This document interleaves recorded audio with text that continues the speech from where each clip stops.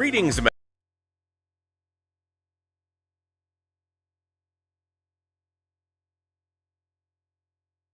the Designing Hollywood podcast, brought to you by Martika Ibarra and the great, legendary Hollywood costume designer, Marilyn Vance. I am afforded the wonderful opportunity of co-hosting the show. If you are interested in the magic of Hollywood, the design of Hollywood, the clothes of Hollywood, watch the Designing Hollywood podcast, available wherever you get your podcasts from, or find the video version on the John Campea YouTube channel. That's right, the Designing Hollywood podcast. Why would you ever want to miss it? Especially if you love the movies. Robservations with Robert Burnett.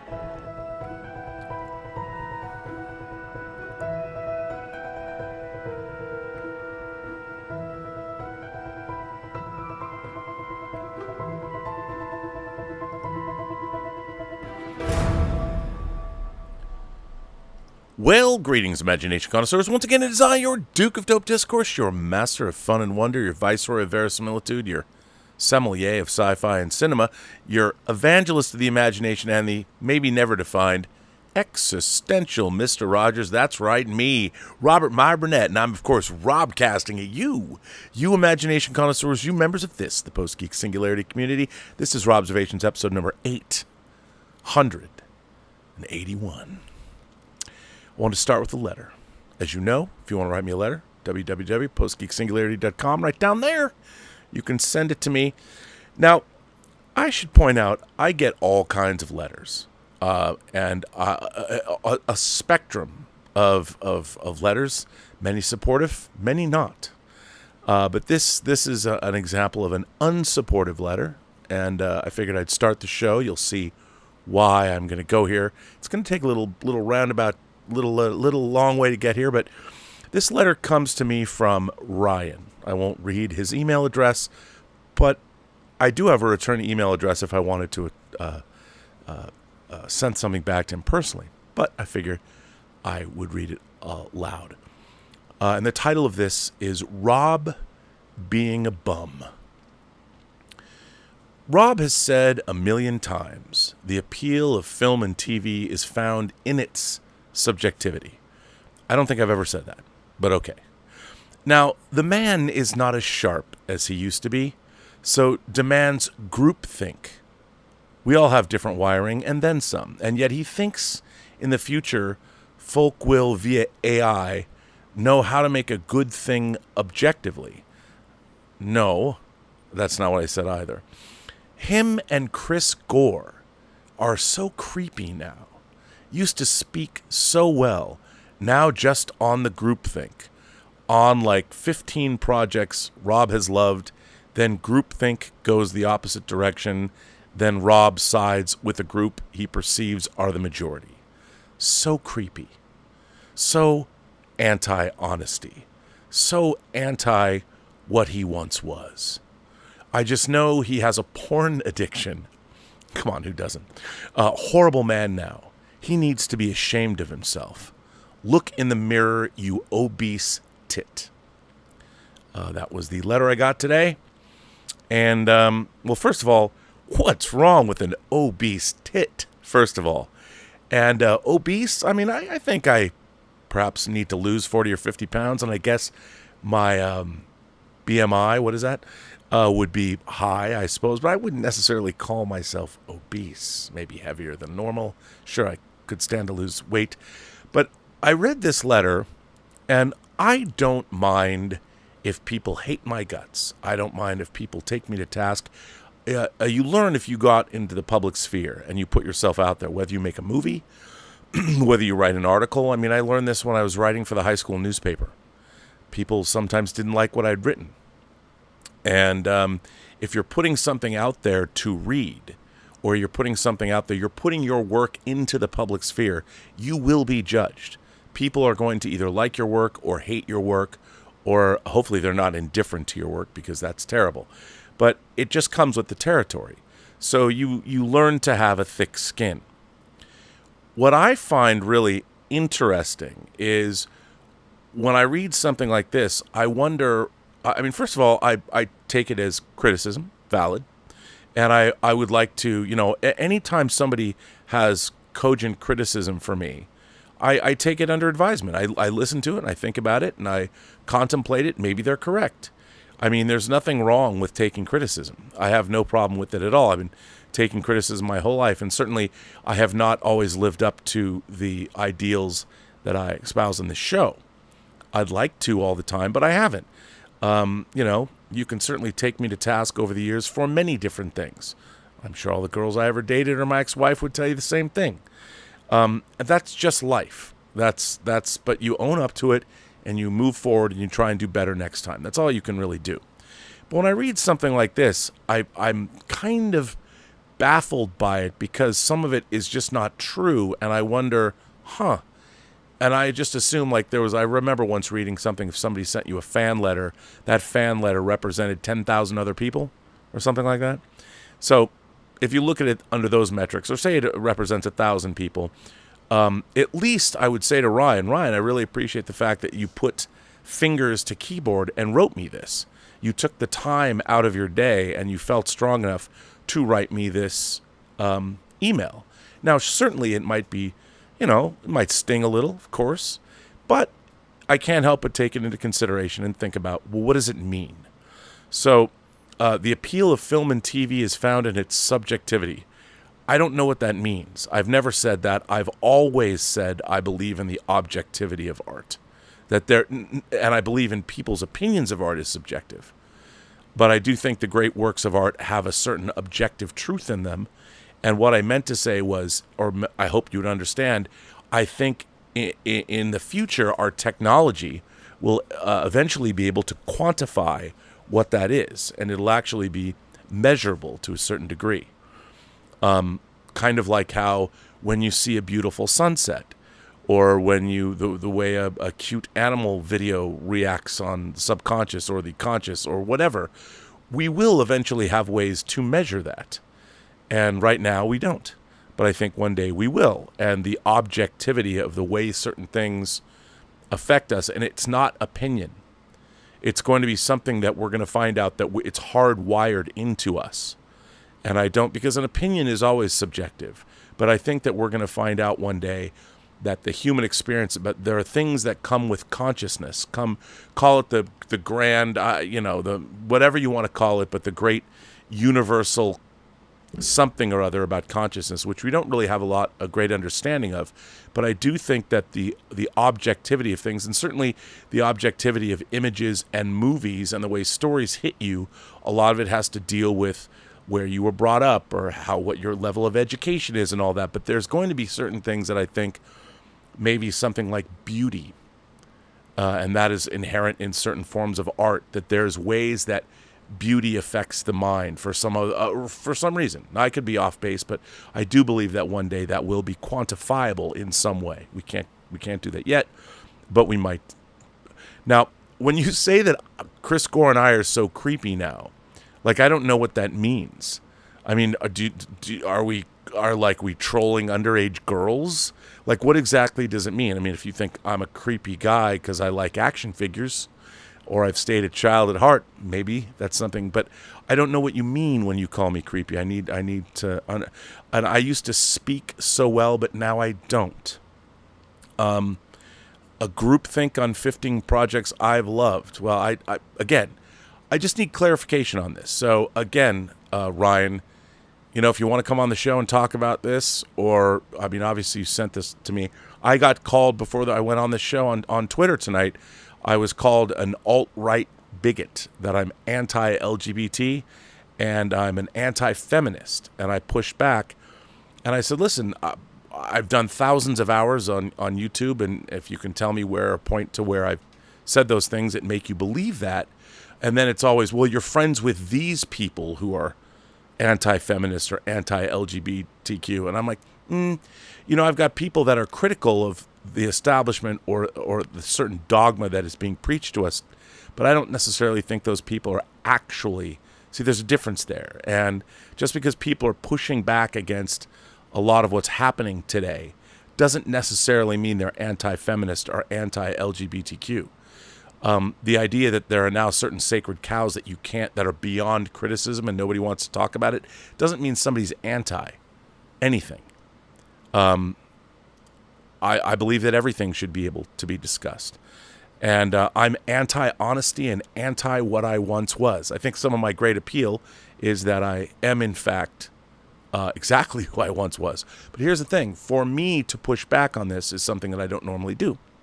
But the reason that I am is because of what I'm going to get to later in the show. But I just wanted to open with this because it has to do with the overarching subject of what I'm going to get to. Now, the next thing that I wanted to read, for a change of subject, I wanted to read an article that I found from the BBC. And here's the article. And it's from 2017. It's written by Nicholas Barber, and it was published May 22nd, 2017, celebrating clearly the 40th anniversary of Star Wars. Why Star Wars should have stopped at just one film. 40 years on from the release of the film we're now supposed to call Star Wars Episode 4: A New Hope, the Ruby anniversary celebrations have tended to emphasize its phenomenal legacy. The 3 sequels and 4 prequels, the 2 TV movies and 1 animated movie, the 298 novels and 278 cartoon episodes, and of course, the Star Wars Holiday Special, along with the video games, the action figures, the t-shirts, and the lunch boxes, and all the other countless proton torpedoes which George Lucas's space opera has fired into the reactor core of popular culture. It's understandable. There aren't many people who have left as deep an imprint on modern mass media entertainment as George Lucas has. Stan Lee, maybe? So it's only fair that his enormous influence is acknowledged. But there is a downside to his emphasis, to this emphasis. It implies that the principal achievement of A New Hope was to enable all the films and spin-offs which followed, as if it were a cathedral's foundation stone. And that could be precisely the wrong way to see it. As enjoyable as the sequels and prequels are, some of them at any rate, they can obscure our view of the original. To some extent, they spoil it. The Star Wars franchise may be the most successful in cinema history, but it might have been better if it had begun and ended with a single film in 1977. Paradoxically, one of the cleverest aspects of A New Hope is that it always seemed to be part of a series. When it was released in 1977, it wasn't labeled Episode 4. That tag was added for the 1981 reissue. But it did give the impression that its story was already well underway.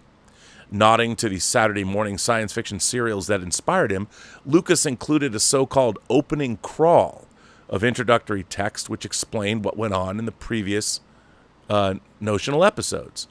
Rebel spaceships striking from a hidden base have won their first victory against the evil galactic empire.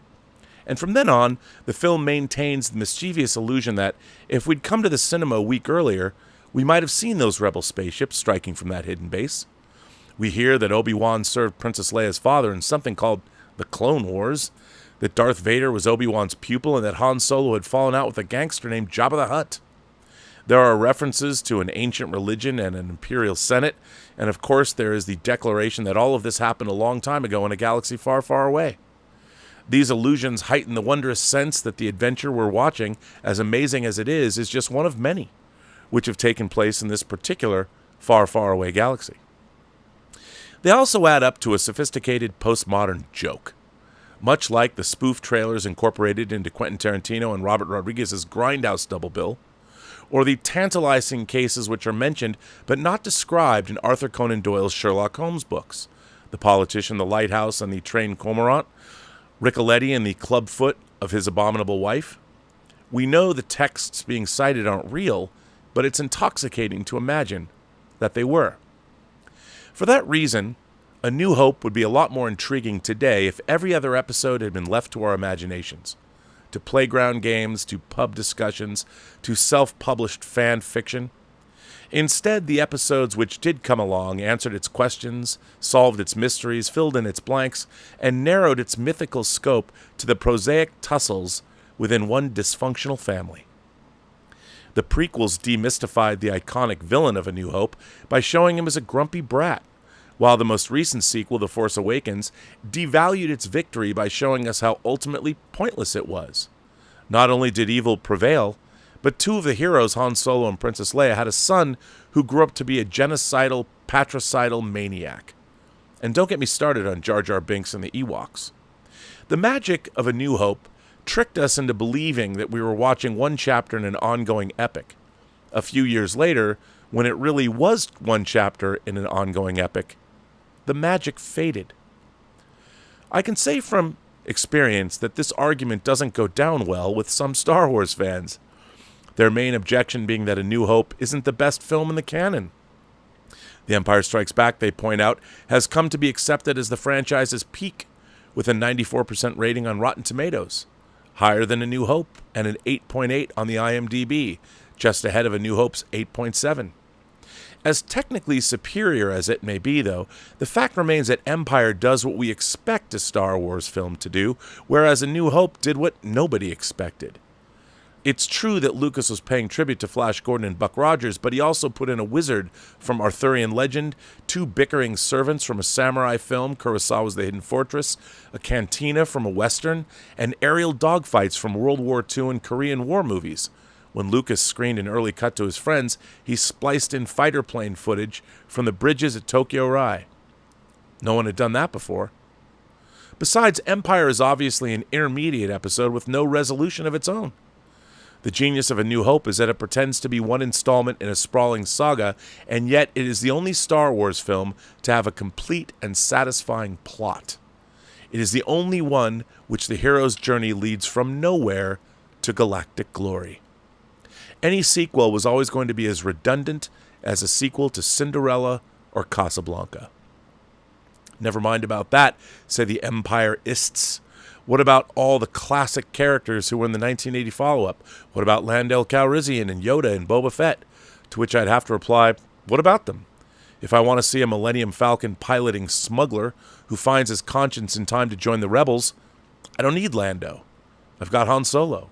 If I want to see a white-haired hermit who turns out to be a Jedi Master, Obi-Wan Kenobi doing that job perfectly well before Yoda hobbled into view. As for Boba Fett, a caped, helmeted, armored villain, any resemblance to Darth Vader is entirely uncoincidental, or coincidental. Vader had been conceived as a bounty hunter, but when he was rewritten as an Imperial kingpin, that role was handed to Boba Fett. It's remarkable how quickly Lucas began plagiarizing himself, or to be more generous, how quickly he began playing variations on the themes he introduced in A New Hope. The very first sequel was already ringing with these variations, and they've been echoing through the franchise ever since. Of the 8 live-action Star Wars films, remember this was written in 2017, 3 have climaxed with a rebel squadron blowing up a Death Star, and 4 have had an unlikely youngster being brought from a backwater planet to the heart of the conflict. The Force Awakens is the one which steals the most from A New Hope, in that it has an identical plot stuffed with twice as many characters, but it's hardly the only offender. Last year's Rogue One is perceived as being more inventive in comparison, but come on. It has another reluctant hero in Jyn Erso, another cave-dwelling mentor, Saw Gerrera, another pessimistic robot, K2SO, another swashbuckling pilot, Cassian Andor, and it even has the heroes sneaking around an enemy base by disguising themselves in Imperial uniforms, just as Luke Skywalker and Han Solo did 40 years ago. And its most celebrated sequence is its Darth Vader showcasing Coda, a detailed, unabashed homage to A New Hope. Shouldn't we be asking for more from our sci-fi blockbusters? Star Wars fans, myself included, are pathetically grateful when a director changes anything. Black armor instead of white armor, a spherical-bodied droid instead of a cylindrical one. But A New Hope changed everything. It's worth remembering, too, that Lucas wouldn't have made his paradigm-shifting film in the first place if he had secured the rights to Flash Gordon. Similarly, he and Steven Spielberg wouldn't have made Raiders of the Lost Ark if Spielberg had been hired to direct a James Bond movie. It was only because he was compelled to develop fresh characters and settings rather than tweaking established ones that he revolutionized mainstream cinema. Who knows what other characters and settings he might have dreamt up if Star Wars hadn't gone on to consume his life. For that matter, who knows what his successors, J.J. Abrams, Gareth Edwards, Rian Johnson, might have created if they weren't so busy imitating them. Still not convinced? Well, bear this in mind. If it weren't for all the sequels and prequels, we wouldn't have to bother saying Star Wars Episode 4, A New Hope. We could bestow the film with the monumental title it deserves, and the one it had back in 1977, Star Wars. I love this article. And again, I was looking for it because, this week we got Ahsoka. And Ahsoka, directed by Dave Filoni. Dave Filoni's creation that was brought out of the Clone Wars. I mean, Dave Filoni is seen as sort of the successor to George Lucas and understanding all of it, the keeper of the Force flame, as it were. So I tuned into Ahsoka, and I was excited. I thought the trailers looked good. And what is the opening scene? The opening scene is a reversal of the scene in Return of the Jedi when the Tidarium shuttle is trying to get past to get to the moon of Endor. It's an old code, sir, but I was about to clear them. Ahsoka opens with a mirror of that sequence. And for me, I'm watching this and I'm thinking, and the captain of the New Republic ship knows that you've come from a universe where the Jedi were destroyed. They're all but extinct. And yet, we're supposed to believe, well, it's a Jedi code, whatever. We should let him on. Even the captain is like, well, this is a bunch of bullshit. So let's bring on this potential enemy vessel into our ship. And immediately, the captain, who already shows up en masse, doesn't bring enough troops, but he's proven right, and he's killed, and all of his troops are killed, and our villainous characters they succeed in getting what they've come for. Now, I'm watching this, and I'm thinking to myself, okay, we're now, Star Wars came out in 1977, so we are now 46 years on from that day. Why is it that we are still watching mirrors or copies or replays of scenes that we saw from the original trilogy? I don't know. There's nobody here to answer that. I'm sure you all have thoughts. And then all of this stuff just mirrors what has come before. And I realized as I'm watching Ahsoka, it's fine. I'm not here to review Ahsoka. But what it all left me cold from was this isn't really about anything. I feel the same way about modern Star Trek as I feel about Star Wars. It's only come to be about itself. Now, it got me thinking. I was thinking about, I can't think about Boba Fett the way he's been portrayed without thinking about Clint Eastwood's The Man with No Name. The trilogy. A Fistful of Dollars for a Few Dollars More, and The Good, the Bad, and the Ugly. And what's interesting about that series of films, if you think about the first movie, A Fistful of Dollars. A Fistful of Dollars is a remake of Akira Kurosawa's Yojimbo, just the way that Star Wars has a lot of elements that essentially are borrowed. I mean, Star Wars isn't a direct remake, but R2 and 3PO being the most obvious examples, are borrowed a lot from Kurosawa's The Hidden Fortress. So while Star Wars is he borrows from a lot of things, Star Wars is its own thing. And as this article points out, Star Wars is the hero's journey from Luke Skywalker, going from being a backwater farm boy to becoming the hero of the galaxy. And it exists on its own. Now, the universe was so irresistible, and people loved it so much, and nobody had ever seen anything quite like it, especially with the visual effects and the lived-in universe. There's nothing analogous in cinema history to Star Wars. It was truly unique when it came out. Might have been a simple story that we all recognized, but the way it was presented was brand new, and it was so intriguing. It was so intoxicating. There was so much imagination on display. Of course we were going to get more. And the original trilogy gave us a interesting story. Luke's journey was taken further. It became more Shakespearean, more more, I guess you go back to the days of ancient Rome and Greece, in terms of making it a father-son story, a familial epic. And it would have ended there. But we, the public, wouldn't let it. And George Lucas was trapped. And ultimately, he gave us his prequel trilogy, which I'm a fan of the story he tried to tell. I think the execution leaves a lot to be desired. I don't think they're particularly good, but the story is really interesting. The death of democracy, a very interesting story to tell. But the universe of Star Wars overshadowed the stories of Star Wars. And now, like for instance, if you think about A Fistful of Dollars, the character, the man with no name, the character of Clint Eastwood, he comes into a story.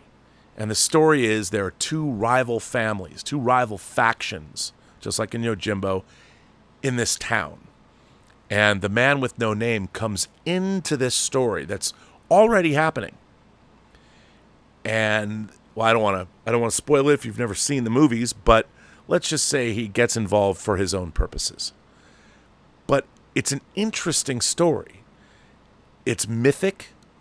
It has a lot of it deals with power, it deals with politics, it deals with one man being able to throw a wrench into the works. It's about something. Now, even Star Wars, has a lot going on in it. It's not just about the hero's journey that Luke is on, but it also shows the conflict between a rebellion and an empire. And it shows Princess Leia, part of an aristocracy, now a rebel leader, and how she deals with the imperial power structure. There's a lot of stuff that's happening in there that's analogous to our world today. But the thing is, Star Wars, like Star Trek, all it's doing is playing the greatest hits of Star Wars. Hey, we've got lightsabers. Hey, we're doing this. We got Sith Lords or bad Jedi. And it's not, there's no larger story that it's telling anymore. I mean, you could say, well, Rob, what about it means this, it means that. But that's what Star Wars, we're not getting. I mean, I think this is why I enjoyed Andor so much. Because Andor showed us something that we didn't ever know about the Star Wars universe, which was, how did an empire work? How did the Imperials control a civilian population? It showed us a lot of things about ourselves, because great fantasy stories are also allegorical and have something to say about our world today. It was a different kind of a Star Wars show. Now, a lot of people might not have liked how it was presented. It might have been different. But to me, if Andor and Star Wars were the only two things that existed, and I saw The Empire Strikes Back 26 times in the theater. I'm surrounded. I got Code 3 die-cast Vader's TIE Fighter over there. I have a die-cast Slave 1 right there. I have the Fine Molds 172nd Millennium Falcon model I built there. I have my 1/6 Snow Speeder right down over there. I am surrounded. I have shelves of Star Wars reference books. I am surrounded by Star Wars. I love Star Wars. But it has nothing more to say. And when I'm watching Ahsoka, and I have watched the Clone Wars, and I have watched Rebels, there's nothing more to be said. Star Wars, and to a certain extent, Star Trek, it used to be like The Man with No Name. You didn't know anything about The Man with No Name. And it didn't really matter, because The Man with No Name was, call it what you want, call it fate. The Man with No Name was the physical embodiment of the winds of time, if you want, and what happened. And nowadays, these big franchises, because they're owned by corporations and they have a job to do, Star Wars is no longer about the story it's telling. Star Wars is about perpetuating the profits of the company that owns it. George Lucas, I'm not going to say that he didn't want to make money, because of course he did. He's a shrewd businessman. But the reason money is important to George Lucas is because it's the only way, making money in Hollywood is the only way it guarantees the filmmakers another film to make. If they're not successful, then they're not going to get to make another movie. You know, they're not. And you might think that there's a lot of filmmakers that just are taking jobs, but I guarantee you, any filmmaker that has longevity in the business, Christopher Nolan is not making movies to make money. He's making movies because he wants to make movies and tell stories. Same with Quentin Tarantino. But you have to have hits, otherwise you can't make movies on the scale you want to make movies on. You can't do it. But the corporations want profits, so the stories that are being told are sort of immaterial. They just want the stories to make money. Well, my same argument is true of Star Trek. I mean, when I'm watching Star Trek and the ongoing thread in the season of Strange New Worlds is a relationship that Spock's having with Nurse Chapel. Well, again, it's only about the insular nature of the characters in Star Trek. You know, one of the big things is Una. She's been revealed as a genetically engineered. You know, and the thing is, again, Star Trek has always told stories about its characters, but the stories have always had a larger meaning. They were always allegorical, and we could relate back to those stories. Nowadays, Star Trek is just telling stories about its own universe. There's very little storytelling left that has anything of relevance to say to us, the audience. We like the universe. I like seeing lightsabers. I like watching, Sabine Wren's hot. When she gets skewered by a lightsaber, I'm like, okay, she's dead. I mean, a lightsaber can melt metal. And, I've seen everybody talking, even good friends of mine. They're like, well, Rob, just immediately cauterize the wound. I'm like, you know how hot a lightsaber blade would be? It's hot plasma. You stick it into a human body, it's going to explode part of the body. It's not just going to act like a hot butter knife, or it's not going to be immediately cauterizing a wound like a small laser would. I mean, it would do some serious damage. And I watched a Star Wars show where I've already seen people get skewered before, whether it's Han Solo, whether it's Qui-Gon Jinn. I watched a woman get skewered, and then the next episode she's like up and at 'em, because Disney can't do that anymore with their lightsabers. I don't know what. We've heard it all, but I don't really care. I don't really care. What I want is storytelling, and the reason that the people are angry, and the reason that there's so much vitriol online with various pundits, and the reason that Ryan wrote me this letter is Ryan is mistaking, and I think a lot of people are mistaking, the online vitriol that many people have with the fact that they are disappointed and angry that the stories that were being told, that they grew up, that had resonance, like Star Trek for years, for decades, had meaning. It had meaning to me. It had meaning to my life. It commented on things that I personally was going through. And now, why? Because the people that were making these things were telling effective stories that had meaning beyond. First of all, if an author is writing, if an author is genuine about the stories they're writing, the story takes precedence, not the messaging to the audience. You have to be true to the story that you're telling. And I think that's been lost. Many storytellers are trying to curry favor in the wider culture. Well, that immediately means the story you're telling is compromised, because you're not being true to the story you're telling. You're just trying to curry favor with what? You want your audience to what? What are they going to do? Come to your house and bring you peel grapes for you? Like, if you tell a story and you get to... Look, a great story should stand on its own.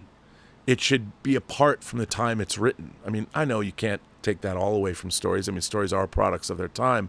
But the great stories resonate beyond the time that they were written. I mean, immediately, a lot of our modern science fiction that we're seeing now, that are supposed to be taking place in these timeless universes, are dated within a year.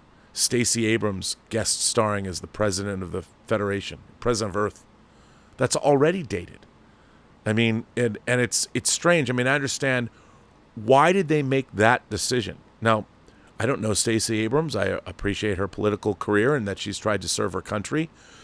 But by picking her to be the president of the Federation, they were making a statement that wasn't about the story they were telling. And that's why people get angry, because it compromises the story. And when we, who are fans of science fiction, fantasy, horror, or great storytelling, as I am, it doesn't have to be genre storytelling, I don't like it when the authors compromise their own stories, because then I know that they're lying to me. And they're lying to me because their stories aren't genuine. And that's, I really believe, that's where a lot of the vitriol comes from. Is that we know, as connoisseurs of these stories, as imagination connoisseurs, our whole lives, and make no mistake, everybody that's watching this channel right now is a lifelong imagination connoisseur. You didn't just come to it because it was fashionable. You were born into it. It's in your blood. It's in your imagination. It always has been. It always will be. And you know when someone's lying to you. Now, sometimes, like in the wake of Star Wars or Alien, there was all of these B-movie ripoffs of Star Wars and Alien. Well, I knew that they were B-movie ripoffs, and the people that made them knew that they were B-movie ripoffs, so we could together, filmmaker and audience, we could look at what they've done and appreciate it. If you're trying to make a Battle Beyond the Stars, or you're trying to make Message from Space, or you're trying to make Star Crash or Starship Invasions, take your pick. Any of the low budget, or if you'd seen Alien and now you went and saw Creature in the theater, which I did. I knew it was an Alien ripoff. The filmmakers knew it was an Alien ripoff. Roger Corman was making Alien ripoffs. We all knew it. But there's still something to be had. There's an enjoyment there because everyone knew what it was. Nobody was going, well, this is a startlingly original new vision. No, it wasn't. You know, I look at Star Crash and I'm like, wow, Louis Coates, a.k.a. Luigi Cozzi, he took everything that he loved, whether it was Ray Harryhausen, Star Wars, Stella Star was Barbarella, you know, I mean, all the things he loved, and he stuck them in this low-budget Italian Star Wars ripoff that I love. Why do I love it? Not because it's great. I love it because there's a joie de vivre to the filmmaking. They didn't have the money or the technology. I can even recognize the parts on the model spaceships and where they came from. I mean, probably I could on the Millennium Falcon too if I looked close, but when I was watching Star Wars, I couldn't. But with Star Crash, I could. I mean, you have Joe Spinell as Count Zarth Arn. I push a lot. There are a lot of buttons. You know, I mean, testifying from Godfather 2, and he's Zarth Arn. He's the evil villain in Star Crash. And Christopher Plummer, they flew him into Rome, and he talks for like 10 minutes. I mean, it was what it was. Now, everybody's giving us this, what's supposed to be appointment programming, and it isn't. It's not sincere. I mean, and I think what Dave Filoni is doing is sincere, but I'm not convinced that Dave Filoni can tell a story that is about anything other than the Star Wars universe. And I think a lot of our great stories, like the Man with No Name trilogy, like Kurosawa, his movie Ron, people could say that, well, it's a samurai movie. It is. It's one of the most beautiful movies ever made, too. But it's Shakespeare. It's a version of King Lear. And all of the meaning that comes along with that Shakespeare play is in that samurai movie. Now, if you didn't know that, if you didn't know that it was King Lear, you could still enjoy it, but you would feel that there's a lot going on in this movie. A lot of good stuff happening. And it has something else in its head. And that's where I find that Star Wars today is falling down. When you're watching Obi-Wan Kenobi, it really wasn't an examination of the character of Obi-Wan Kenobi. I mean, we're just waiting for him to fight Vader and little Leia's running around and let's explore the Star Wars universe. But where was the overarching, larger tale about Obi-Wan Kenobi and where he was at? Do we know? It started out, the first episode I thought was really, really good. He had to stand by and allow somebody he would normally save to die because he had to keep his hiding place and he had to keep Luke safe. How did that resonate? Oh, I don't know. We got to go chase around 9-year-old Princess Leia because we have to put Princess Leia in it. The Obi-Wan story was compromised from the get-go, and we as an audience know it. And all we get is we get to watch what? We take pleasure. Not that watching Obi-Wan and Vader fight, which is we'll even overlook the fact that it's not canonical because they're changing canon right from under us. Because why? Let's not tell a story about Obi-Wan Kenobi You can't tell a story about the man. You have to make it about Vader and Obi-Wan. Why? Because Obi-Wan's, whatever story you're going to tell, Vader would loom large in that story, but you don't have to show him. But they can't make an Obi-Wan Kenobi story anymore without showing him, which means the story itself is bankrupt from its conception. Because what would have been really interesting is, I'm not saying you have to make it like Breaking Bad, but what you could do is a character study about Obi-Wan Kenobi, a guilt-ridden Kenobi who looks for redemption somehow. And don't show us anything we've already seen. Give us something new. Put Ben Kenobi, Obi-Wan, through trials we've never seen before. Base him on a Shakespeare play. That's what Lucas did. He looked to Kurosawa. He looked to myth. He looked to legend. He looked outside. Now all we get is insular Star Wars stories or insular Star Trek stories. Nobody understands that these are all allegorical. And they're all inspired by the great stories that we've been telling over and over and over and over and over again. And we're getting nothing new. And just because, okay, we're getting all the characters from Rebels, Ahsoka exists to show us, to give us this group that we already watched go through their animated shows. What is this story about? How is it different from all the other gobbledygook that we've seen in the Star Wars universe? What is the overarching story that's being told here that's different from what we've already seen? You know, there were glimpses of it. Hearing about Bill Burr's backstory in the second season of Mandalorian, I was like, huh, here's something we haven't seen dealt with in live-action Star Wars. Where's this going to go? That was, I think, maybe my favorite episode of Mandalorian, because it dealt with things about the reality of war in the Star Wars universe we hadn't seen before.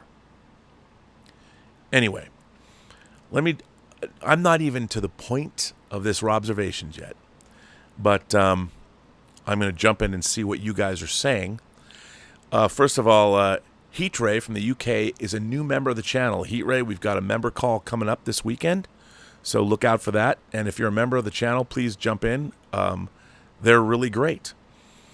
Irene Jobson, our favorite Irene Jobson, says, sorry the person chose douchebag. You're a great person and are loved. Well, Irene, I appreciate that. But I was not necessarily looking for compliments, but I thank you for that. What I was just trying to point out is that every single day I get these kinds of comments. And in a way, it's frustrating because I'm hoping I'm not really coming off that way. I might come off that way to some people. And that's just par for the course. That's the public. When you're dealing with the public, there's nothing you can do. It's just I find it interesting because I'm like, I think I'm being misjudged. If you're going to hate me, and many people can, I would rather you hate me for things I've done and said and am than things I'm not and haven't said and haven't done. Hate me. If you're going to hate me, I want to earn your hatred. I don't want to be hated for something I'm not. Hate me for something that I am. Romy Forever says, screw that guy, Rob. You're a wonderful man and one of the foremost minds on fandom and sci-fi ever. Thank you, Romy. I appreciate that. That's very nice of you to say. Joe the Lawyer says, finally up for a live one. I usually listen in the shower and drive to work the next day. Not sure how long I'll be up, though, as I feel the edible kicking in. Have a great show, man. Well, I appreciate that. I love the idea that people listen to Robservations in the shower. That was another thing Ryan said, that I have a porn addiction. One, I'd say, like, well, what's wrong with that? But where does he get that from me? Does he have, is there a secret camera in here that's, catching me pleasuring myself when I think I'm not being watched? But okay. And then the question I was going to ask him was, I wonder what kind of porn he thinks I watch. Like, what are my kinks? I didn't say that, though, so I didn't get to find out. Heat Ray UK says, it's as if there is room left in the sandpit for Star Wars fans. Well, I would say this. There's all kinds of stories to be told. I'm not convinced that people know how to tell stories anymore, how to tell original stories. And I think that's because, and I'm going to get to it as part of this chat, which is I haven't even got there yet. But I think there's room for everybody. I mean, what I love, fandom is bigger than it's ever been. between everybody going to conventions and cosplaying and anime. The anime cons are huge now. Star Wars cons, Star Trek cons, the inglorious Trexperts. They've been going to conventions every weekend around the world. It's truly been amazing to see fandom explode. So clearly fandom is as strong as it's ever been. And fandom will support great storytelling. And I think, I haven't seen Creator yet, but it looks great. There's still a lot of great stuff coming out. I went and just binged, did a little Christopher Nolan, inadvertently did a Christopher Nolan, well, advertently eventually, but I wasn't expecting to. I watched Interstellar and Inception last weekend, kind of back to back, and I'm like, man, these movies are good. Really enjoyed them. So there's still great stuff, and great things are still being made. I'm sorry to hear that Dune got pushed into 2024, not for any reason other than the strike. We had a lot of things that were shifting. Warner Brothers is still releasing Color Purple.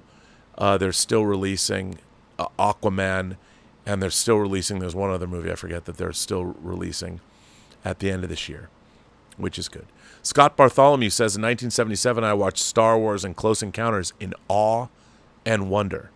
I looked at both as standalone stories, not expecting a sequel from either. Me neither.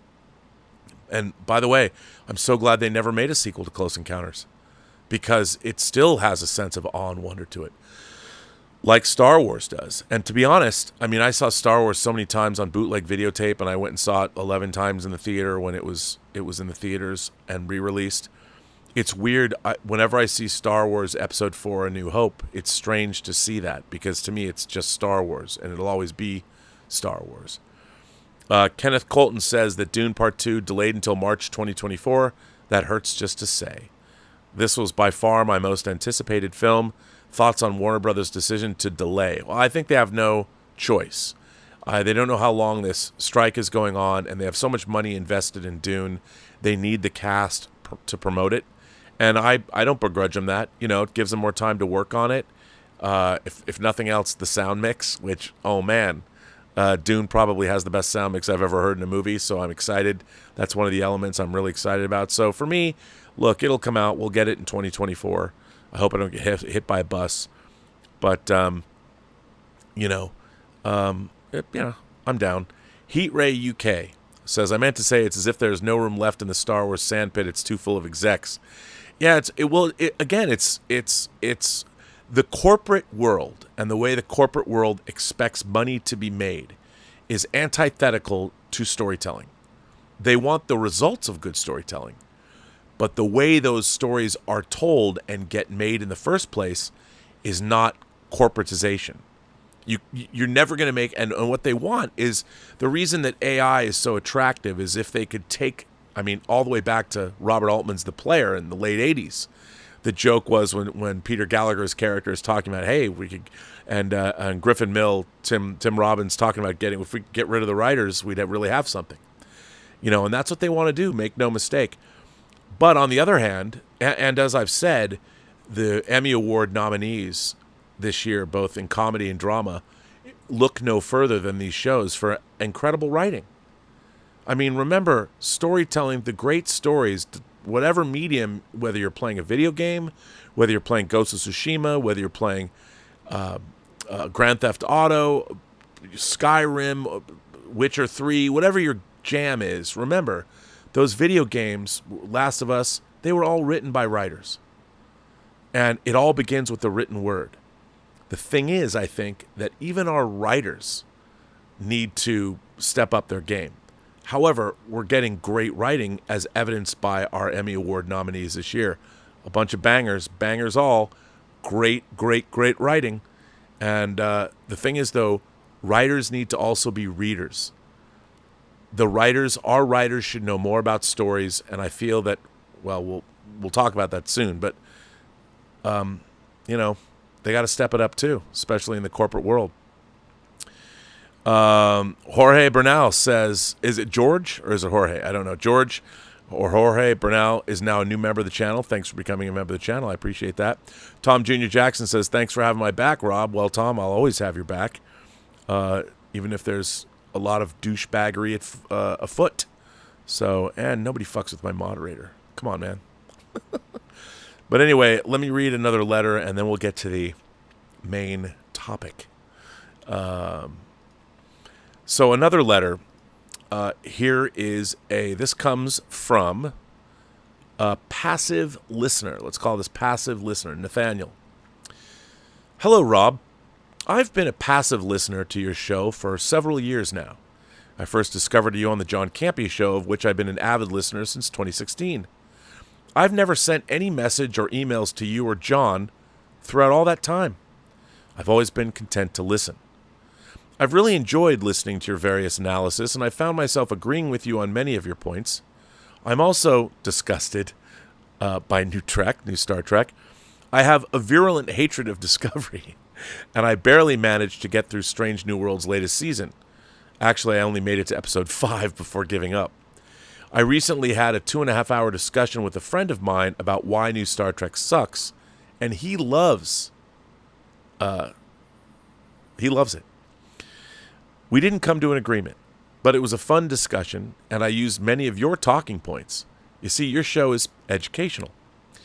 I'm reaching out for a couple of reasons. First, I've been listening to you for so long, I thought I should finally introduce myself. Also, I grew up in a small town in Southern Oregon, and so I feel an affinity to you in that regard. I love Southern Oregon, love Ashland, I also love the Oregon coast. I'm also a 55-year-old geek with one foot in the grave who's crazy about movies. I especially love Star Wars. Like you, I saw Star Wars when I was around 9 years old, and it blew my mind. I remember everything about that moment, right after the scroll when that ship flew onto the screen. I've never seen anything like that. None of us had. And it changed the whole trajectory of my life. For many of us, that was a watershed moment, and it's why Star Wars is still one of the most popular IPs, nearly 50 years later. I have mixed feelings about where Star Wars is now. On the one hand, I'm happy to still be getting Star Wars stuff, but the quality has been a real mixed bag. I'm hopeful Ahsoka will shine, and I'm excited to see The Acolyte, if it ever comes out. I was really happy with Andor, and that gave me hope that we could still get exciting, dynamic new stories being told in the Star Wars universe. I wholeheartedly agree. I believe in the power of a good story well told, and I'm hopeful the writer's strike will end soon and those great writers can get back to work. Thank you, Rob, for letting me introduce myself. I'm not sure this is something you'd read on the air. It is. But I at least hope you'll get a chance to read this and know that there's a fellow geek riding through the geekosphere with you and enjoying your observations about life, the universe, and everything in between. Thanks, Rob, for bringing a bunch of ragtag fans together and giving us a bit of your wisdom. I'll be listening as long as you keep doing your shows. Thanks so much for everything, Nate, the passive listener. See, here's a perfect example. I've now read 2 letters on the show. They couldn't be more diametrically opposed to one another. But the fact that people are writing at all is exciting. Now, what Nate was saying, I very much appreciate that. And, to have somebody who's been watching or listening since 2016 to John Campea and now me, and then decides to put fingers to keyboard, it means a lot. It means a great deal to get something from Nate, the passive listener, to finally have called him to action, and to get a nice letter like this, and for him to share it with the rest of you. Because, again, it's a risk. If he knew that I was going to read this on the air, he's taking a risk by saying something publicly. And there's something I love about that, and I've tried to provide a forum. That's the whole thing, as I've said, about this show. It is a forum for fans to come together, imagination connoisseurs to come together to share what we love. And I don't think I've changed my position on that as I approach the 5th anniversary of Robservations. So, Nate, thank you, sir. Now, I have a story that I want to talk about. Now, Isaac sends in a tip. And by the way, if you don't want to super chat, the tip feature is in the description. Isaac says, Rob, what are your 3 favorite film trilogies? I've only seen 2 perfect trilogies, The Lord of the Rings and the Toy Story trilogy, and I'm eager to find a 3rd. Ooh, that's a good question. I would say, Lord of the Rings by design, because I think Lord of the Rings is a great trilogy. A trilogy, I would say, I mean, again, it's not everybody's taste, but I really love Mad Max: The Road Warrior and Beyond Thunderdome. And if you add Fury Road to the mix, but again, it's not that kind of resonant trilogy. But I mean, Toy Story and Lord of the Rings, you can't go. I mean, that's an amazing trilogy. I would say this. I would say Star Trek 2, 3, and 4, even though there's other Star Trek movies, those three movies are essentially a trilogy within the Star Trek movies. So Star Trek The Wrath of Khan, Star Trek 3, The Search for Spock, and Star Trek 4, The Voyage Home, I think are a different kind of trilogy, but I think those are very successful. I would say The Godfather 1, 2, and 3. I know Godfather 3, people, it doesn't hit the heights, but neither does Return of the Jedi. And I really, really, really like it. But look, I think Toy Story 1, 2, and 3 and Lord of the Rings are at the creme de la creme. But yeah, I mean that's a good. It's good. It's tough. I mean, it's tough. But right away, I would say okay. 1001 Johnny says, did they say a horrible porn addiction? What's a normal porn addiction then?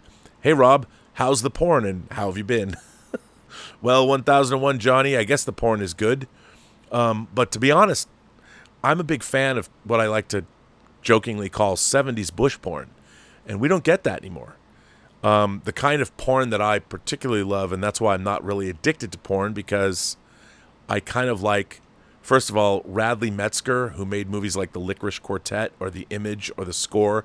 He later went on to make movies like Barbara Broadcast as Henry Paris and The Afternoons of Pamela Mann. I love stuff like that. We don't get that anymore. So, I mean, modern porn's fine, amateur porn, I guess, but you know, I really like Euro porn from the 70s and late 60s, and we don't get that anymore. It's kind of a bummer. Or maybe a little Andrew Blake action, but there's no anal in Andrew Blake action. So what are you going to do? You know, even Constance Money was doing that back in the 70s. But, I've said too much. Let's get to what I wanted to discuss.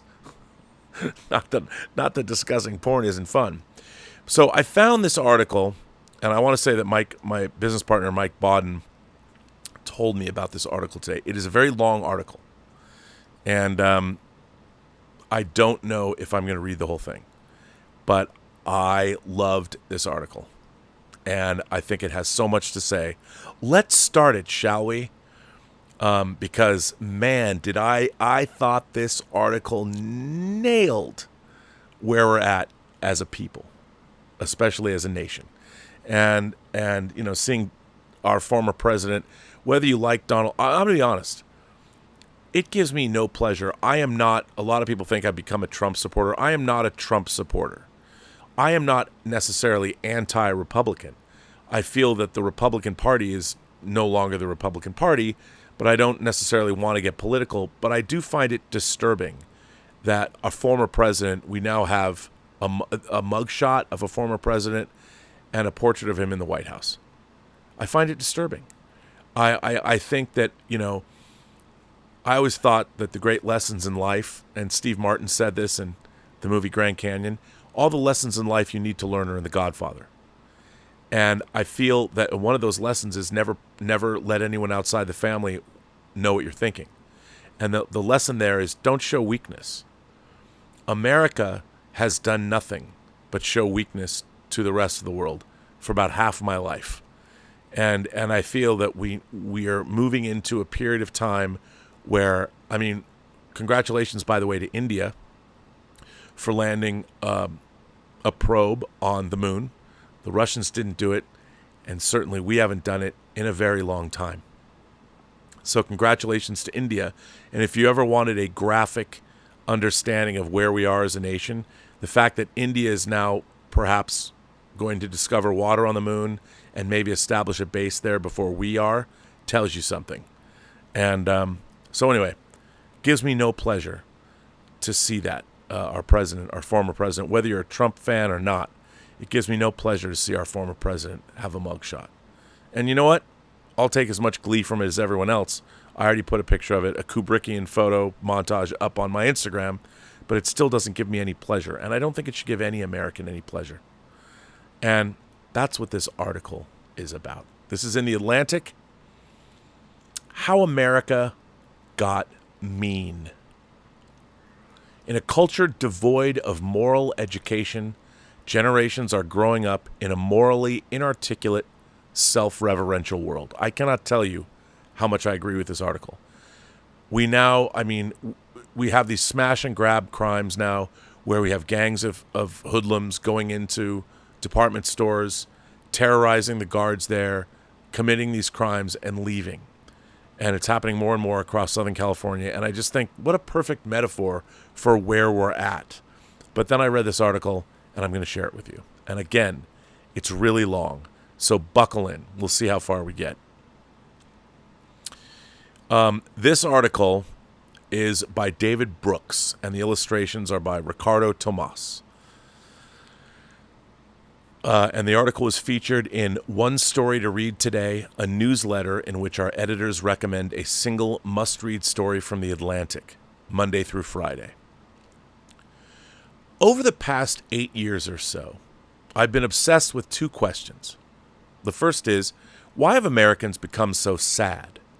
The rising rates of depression have been well publicized, as have the rising deaths of despair from drugs, alcohol, and suicide. But other statistics are similarly troubling. The percentage of people who say they don't have close friends has increased fourfold since 1990.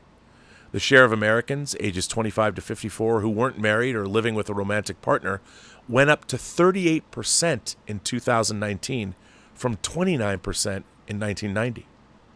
A record high 25% of 40-year-old Americans have never married. More than half of all Americans say that no one knows them well. The percentage of high school students who report persistent feelings of sadness or hopelessness shot up from 26% in 2009 to 44% in 2021. My second related question is, why have Americans become so mean? I was recently talking with a restaurant owner who said that he has had to eject a customer from his restaurant for rude or cruel behavior once a week, something that never used to happen. A head nurse at a hospital told me that many on her staff are leaving the profession because patients have become so abusive. At the far extreme of meanness, hate crimes rose in 2020 to their highest level in 12 years. Murder rates have been surging, at least until recently. Same with gun sales. Social trust is plummeting. In 2000, 2/3 of American households gave to charity. In 2018, fewer than half did. The words that define our age reek of menace: conspiracy, polarization, mass shootings, trauma, safe spaces.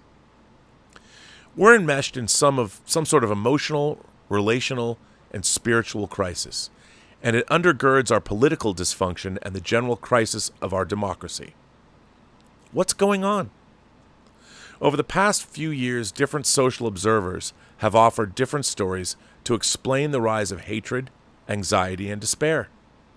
The technology story, social media is driving us all crazy. The sociology story, we've stopped participating in community organizations that are more isolated. The demography story, America, long a white-dominated nation, is becoming a much more diverse country, a change that has millions of white Americans in a panic. The economy story, high levels of economic inequality and insecurity have left people afraid, alienated, and pessimistic. I agree, to an extent, with all of these stories, as do I. I don't think any of them is the deepest one. Sure, social media has had bad effects, but it is everywhere around the globe, and the mental health crisis is not. Also, the rise of despair and hatred has engulfed a lot of people who are not on social media. Economic inequality is real, but it doesn't fully explain this level of social and emotional breakdown. The sociologists are right that we're more isolated, but why? What values lead us to choose a lifestyle that makes us lonely and miserable? The most important story about why Americans have become sad and alienated and rude, I believe, is also the simplest. We inhabit a society in which people are no longer trained in how to treat others with kindness and consideration. Our society has become one in which people feel licensed to give their selfishness free rein. The story I'm going to tell is about morals. In a healthy society, a web of institutions, families, schools, religious groups, community organizations, and workplaces helps form people into kind and responsible citizens, the sort of people who show up for one another. We live in a society that's now terrible at moral formation. Moral formation, as I will use that stuffy-sounding term here, comprises three things. First, helping people learn to restrain their selfishness. How do we keep our evolutionary conferred egoism under control? Second, teaching basic social and ethical skills. How do you welcome a neighbor into your community? How do you disagree with someone constructively?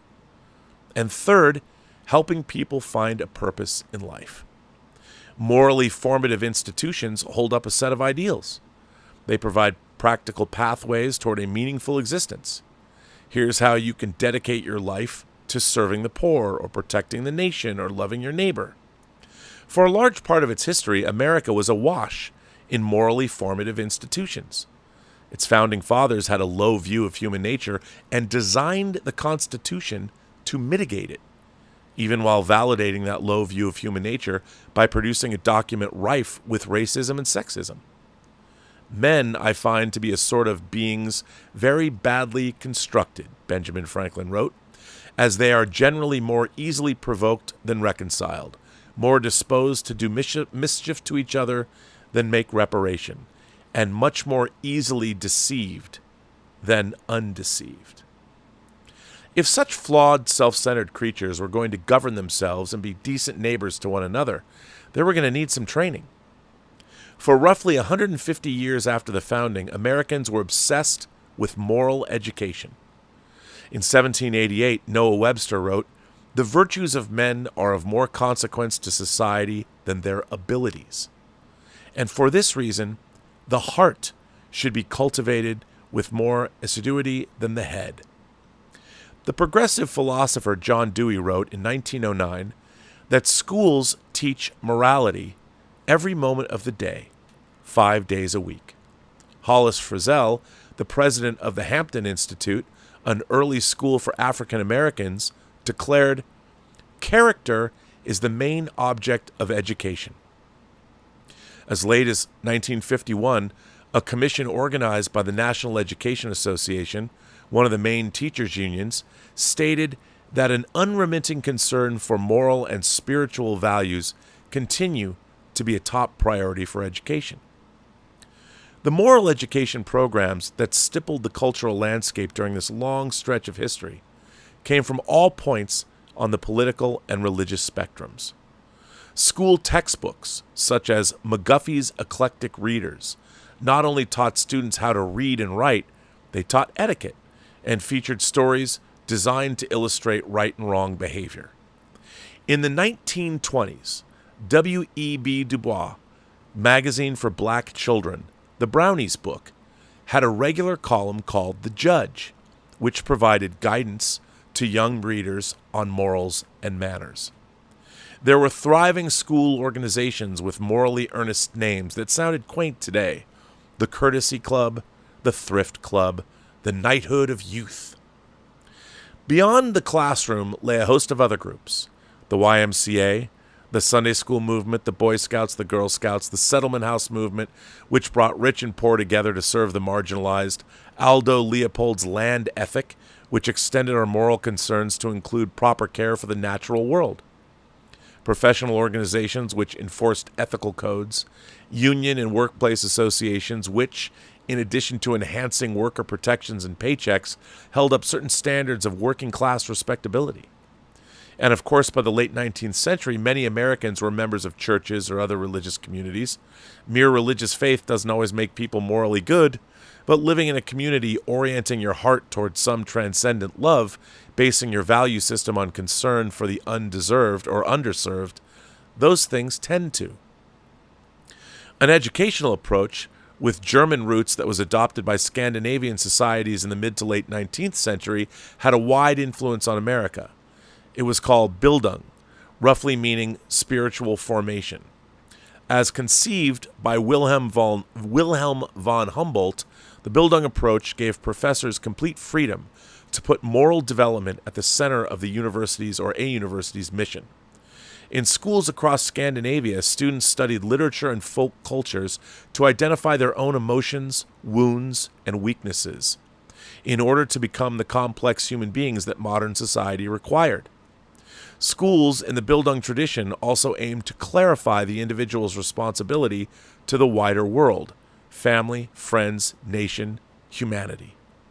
Start with the soul and move outward. Now, if I may, stop here for a minute. That, to me, a lot of this is what storytelling has done for me. The great stories that I've read, and one of the reasons that I love stories so much, is because of what they tell us about what it means to be human. I've always believed that great storytelling is the easiest way for us to convey to one another, or an author to convey to a person, or we can share stories with one another, our favorite movies or whatever. Great stories are truth tellers about the human condition. And when we read truth in storytelling, or we watch it in a movie, or say in an episode of Star Trek or Star Wars, even in science fiction, fantasy, and horror, the truth about human existence can be contained in those stories as well. That's why The Twilight Zone was such a groundbreaking and terrific show, and that show aired from 1959 to 1964.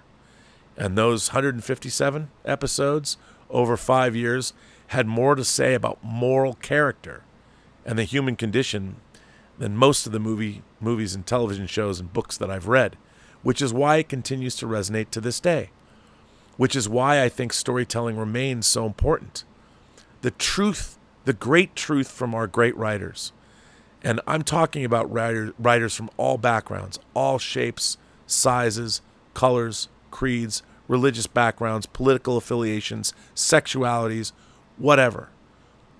It doesn't matter. Great writers are great writers. And if they're telling stories that have that truth, whether it's moral or ethical, sometimes dark, light, whatever, we can recognize that because we're human beings that live in this real world, and we do have a collective understanding of what it means to take air into our lungs, to have kindness shown to us from another human being.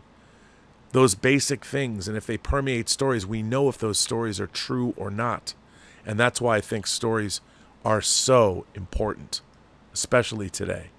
The great stories. Now, let me see, before I continue on, let me see where I'm at.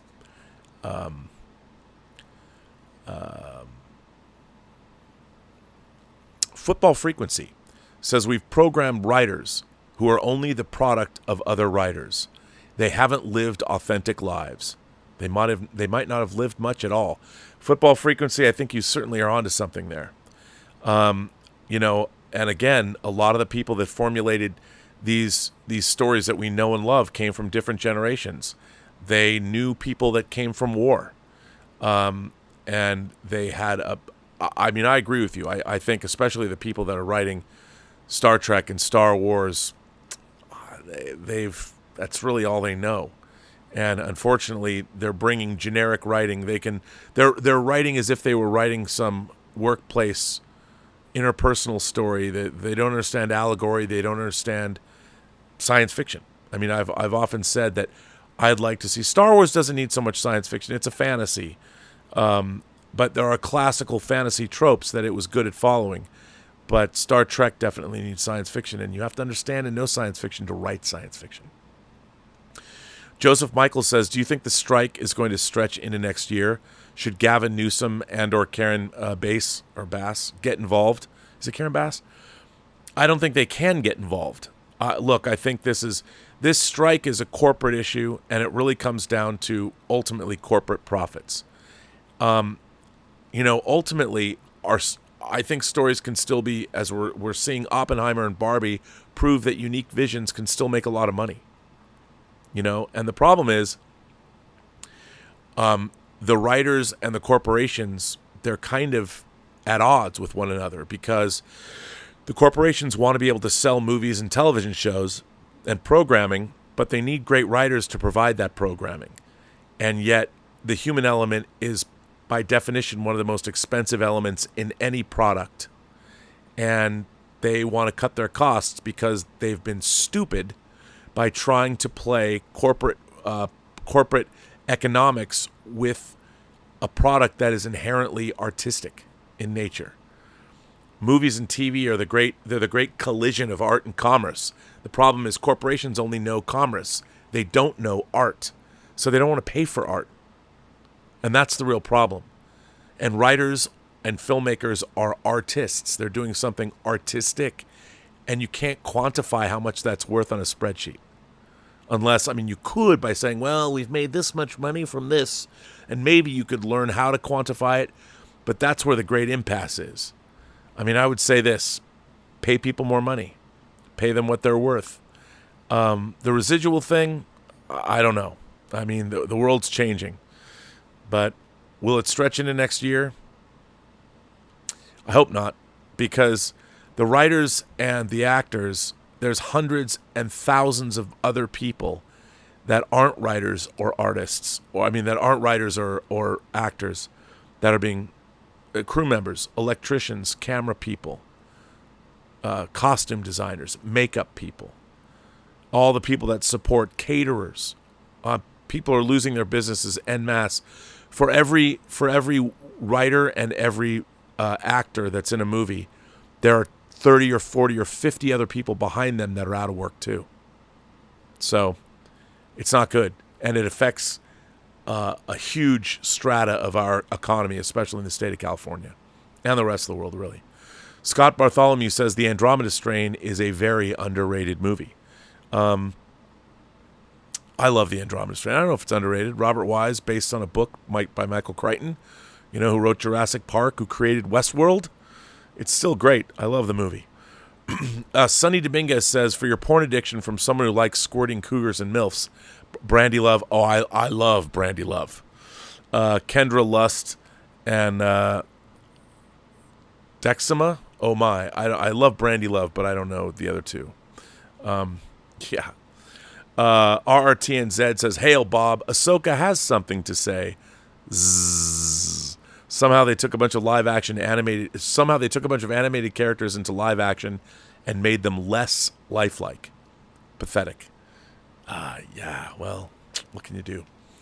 I know. RTNZ. 1001 Johnny says, oh my word, Rob, it's Friday. It is Friday. And I love it. James Wallace says, Bass and Newsom can get involved. They claim they're waiting for both sides. However, Bass is upset over the LA economy due to the strikes. Well, yeah, it's true. Is it Karen Bass or Karen Bass? I'll just say Karen Bass. I don't know. But yeah, the LA economy is in shambles because of the strikes, which is a bummer. But now I want to go back to this article, and we're going to talk about the Bildung movement, the school movement. And here we go. The Bildung movement helped inspire the great books programs that popped up at places like Columbia and the University of Chicago. They were based on the conviction that reading the major works of world literature and thinking about them deeply would provide the keys to living a richer life. Meanwhile, discipline in the small properties of daily existence, dressing formally, even just to go shopping or to a ball game, was considered evidence of uprightness, proof that you were a person who could be counted on when the large challenges came. Much of American moral education drew on an ethos expressed by the headmaster of the Stowe School in England, who wrote in 1930 that the purpose of its institution was to turn out young men, I love this, who were acceptable at a dance and invaluable in a shipwreck. Man, I know that I'm going to be accused of, what is this article, Rob, espousing an ancient idea of a patriarchal society? No, and we'll get to that. But you know what? This idea that we should all be people that are acceptable at a dance and invaluable in a shipwreck. Take your pick.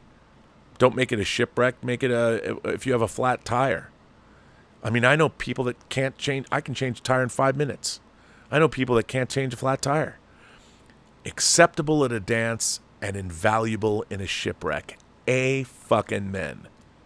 America's National Institute for Moral Instruction was founded in 1911 and published a children's morality code with 10 rules for right living. At the turn of the 20th century, Mount Holyoke College, an all-women's institution, was an example of an intentionally thick moral community.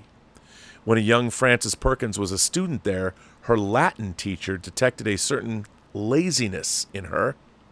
She forced Perkins to spend hours conjugating Latin verbs to cultivate self-discipline. Perkins grew to appreciate this. For the first time, I became conscious of character. The school also called upon women to follow morally ambitious paths. Do what nobody else wants to do. Go where nobody else wants to go, the school's founder implored. Holyoke launched women into the lives of service in Africa, South Asia, and the Middle East. Perkins, who would become the first woman to serve in a presidential cabinet, Franklin D. Roosevelt's, was galvanized there. These various approaches to moral formation shared two premises. The first was that training the heart and body is more important than training the reasoning brain. Some moral skills can be taught by way academic subjects are imparted through books and lectures. But we learn most virtues the way we learn crafts, through the repetition of many small habits and practices, all within a coherent moral culture. A community of common values whose members aspire to earn one another's respect.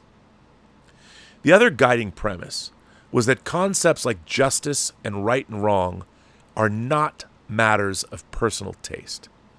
An objective moral order exists, and human beings are creatures who habitually sin against that order. This recognition was central, for example, to the way the civil rights movement in the 1950s and early 1960s thought about character formation. Instead of assured progress in wisdom and decency, man faces the ever-present possibility of swift relapse, not merely to animalism, but into such calculated cruelty as no other animal can practice. Martin Luther King believed. Elsewhere he wrote, "The force of sinfulness is so stubborn, a characteristic of human nature, that it can only be restrained when the social unit is armed with both moral and physical might." At their best, the civil rights marchers in this prophetic tradition understood that they could become corrupted even while serving a noble cause. They could become self-righteous because their cause was just, hardened by hatred of their opponents, prideful as they asserted power. Martin Luther King Jr.'s strategy of nonviolence was an effort simultaneously to expose the sins of their oppressors and to restrain the sinful tendencies inherent in themselves. God, what I would give for all the social justice warriors to listen to this. What gave such widely compelling force to King's leadership and oratory, the historian George Marsden argues, was his bedrock conviction that moral law was built into the universe. A couple of obvious things need to be said about this ethos of moral formation that dominated American life for so long. It prevailed along all sorts of hierarchies that we now rightly find abhorrent. Whites superior to blacks, men to women, Christians to Jews, straight people to gay people. And the emphasis on morality didn't produce perfect people. Moral formation doesn't succeed in making people angels. It tries to make them better than they otherwise might be.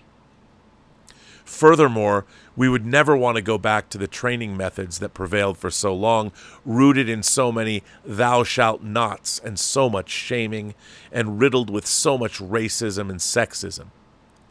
Yet a wise accounting should acknowledge that emphasizing moral formation meant focusing on an important question.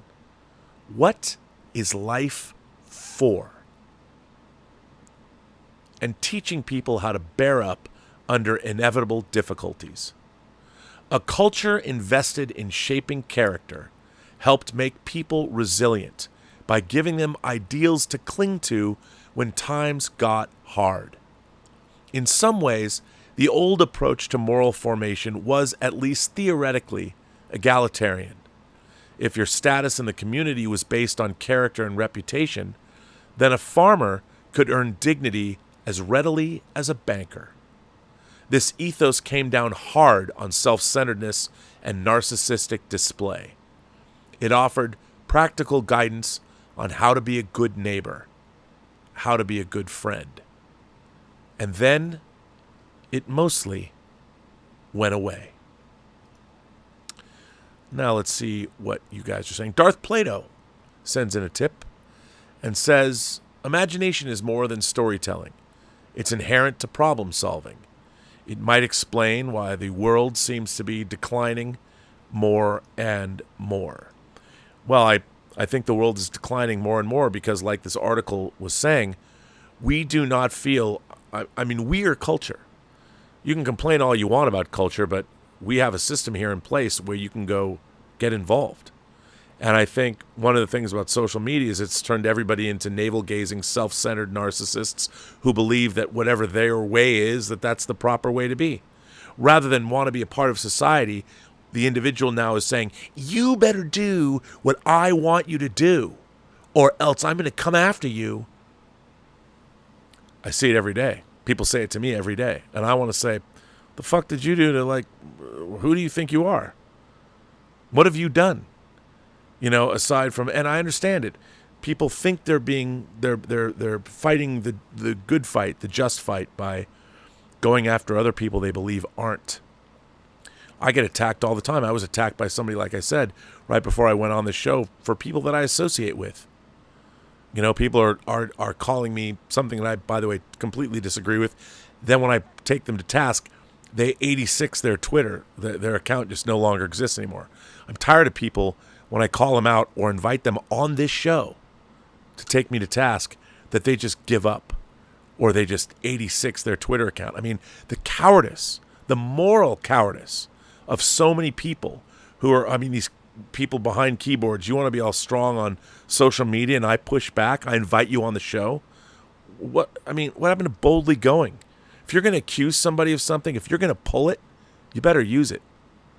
And if you're going to accuse me, if you're going to come at me and you're going to accuse me of something, you better be ready to back it up, because I certainly will allow you to. Come on the show. You want to take me to task? I've invited so many people that have taken me to task. I'm like, why don't you come on the show and we'll talk about it right now? We'll have this kind of a conversation. You can say anything you want to me. Not one person has ever taken me up on it. Not one. Because they don't have the courage of their convictions. And this is the problem. What this article is talking about, where's the moral fortitude? Where's the idea that we live in a country, this country, which, by the way, this democracy, this experiment, it is the greatest country that's ever existed in the history of the world. Despite all of its problems, despite everything that is wrong with so many of the things in this country, it's still the greatest government and the greatest country that ever existed. Is it perfect? By no means. But you know what? This government and this country requires the participation of its citizens. And we are letting this country down because we don't participate enough. And I think that that's readily apparent. And look, our great stories are about these very things. The crucial pivot happened just after World War II, as people wrestled with the horrors of the 20th century. One group, personified by the theologian Reinhold Niebuhr, argued that recent events had exposed the prevalence of human depravity and the dangers, in particular, of tribalism, nationalism, and collective pride. This group wanted to double down on moral formation with a greater emphasis on humility. Another group, personified by Carl Rogers, a founder of humanistic psychology, focused on the problem of authority. The trouble with the 20th century, the members of this group argued, was that the existence of rigid power hierarchies led to oppression in many spheres of life. We need to liberate individuals from these authority structures, many contended. People are naturally good and can be trusted to do their own self-actualization. A cluster of phenomenally successful books appeared in the decade after World War II, making the case that, as Rabbi Joshua Loth Liebman wrote in Peace of Mind, "Thou shalt not be afraid of thy hidden impulses. People can trust the goodness inside." His book topped the New York Times bestseller list for 58 weeks. Dr. Spock's first child-rearing manual, I know people are snickering, Dr. Spock, but it's true. Dr. Spock's first child-rearing manual was published in the same year, and that was followed by books like The Power of Positive Thinking from 1952. According to this ethos, morality is not something that we develop in communities. It's nurtured by connecting with our authentic self and finding our true inner voice. If people are naturally good, we don't need moral formation. We just need to let people get in touch with themselves. Organization after organization got out of the moral formation business and into the self-awareness business. By the mid-1970s, for example, the Girl Scouts' founding ethos of service to others had shifted. How can you more get in touch with you? What are you thinking? What are you feeling? One Girl Scout handbook asked. Sound familiar? I'm sure it does. Schools began to abandon moral formulation in the 1940s and 50s, as the education historian B. Edward McClellan chronicles in Moral Education of America. By the 1960s, deliberate moral education was in full-scale retreat, as educators paid more attention to the SAT scores of their students, and middle-class parents scrambled to find schools that would give their children the best chances to qualify for elite colleges and universities. The post-war period saw a similar change at the college level. Anthony Kronman, a former dean of Yale Law School, has noted, "The research ideal supplanted the earlier humanistic ideal of cultivating the whole student. As academics grew more specialized," Kronman has argued, "the big question, what is the meaning of life? How do you live a good life? Lost all purchase. Such questions became unprofessional for an academic to even ask." In sphere after sphere, people decided that moral reasoning was not really relevant. Psychology's purview grew, especially in family and educational matters, its vocabulary framing virtually all public discussion of the moral life of children. James Davison Hunter, a prominent American scholar on character education, noted in 2000, "For decades now, contributions from philosophers and theologians have been muted or non-existent. Psychology is a wonderful profession, but its goal is mental health, not moral growth." From the start, some worried about the privatizing of morality. If what is good, what is right, what is true, is only what the individual chooses to invent, Walter Lippmann wrote in his 1955 collection, Essays on Public Philosophy, then we are outside the traditions of civility. His book was hooted down by establishment figures such as the historian Arthur M. Schlesinger Jr. The demoralization of American culture was underway. Over the course of the 20th century, words relating to morality appeared less and less frequency in the nation's books. According to a 2012 paper, usage of a cluster of words related to being virtuous also declined significantly. Among them were bravery, which dropped by 65%, gratitude, 58%, and humbleness, 55%. For decades, researchers have asked incoming college students about their goals in life. In 1967, about 85% said they were strongly motivated to develop a, quote, meaningful philosophy of life. By 2000, only 42% said that. Being financially well off became the leading life goal. By 2015, 82% of students said wealth was their aim. In a culture devoid of moral education, generations grow up in a morally inarticulate, self-reverential world. The Notre Dame sociologist Christian Smith and a team of researchers asked young adults across the country in 2008 about their moral lives. One of their findings was that the interviewees had not given the subject of morality much thought. "I've never had to make a decision about what's right and what's wrong," one young adult told the researchers. "My teachers avoid controversies like that, like the plague," many teenagers said. The moral instincts that Smith observed in his sample fell into a pattern that the philosopher Alistair MacIntyre called emotivism. "Whatever feels good to me is moral." "I would probably do what would make me happy in any given situation," one of the interviewees declared, "because it's me in the long run." As another put it, "If you're okay with it morally, as long as you're not getting caught, then it's not really against your morals, is it?" Smith and his colleagues emphasized that the interviewees were not bad people, but because they were living in a morally very thin or spotty world, they'd never been given a moral vocabulary or learned moral skills. By the way, we see this every day online. And we see it out in the world with smash and grab gangs that are going into stores thinking it's suddenly okay to steal. Or if you look at a city like San Francisco, my God. Most of us who noticed the process of demoralization as it was occurring thought a bland moral relativism and empty consumerism would be the result. You do you and I'll do me. That's not what happened.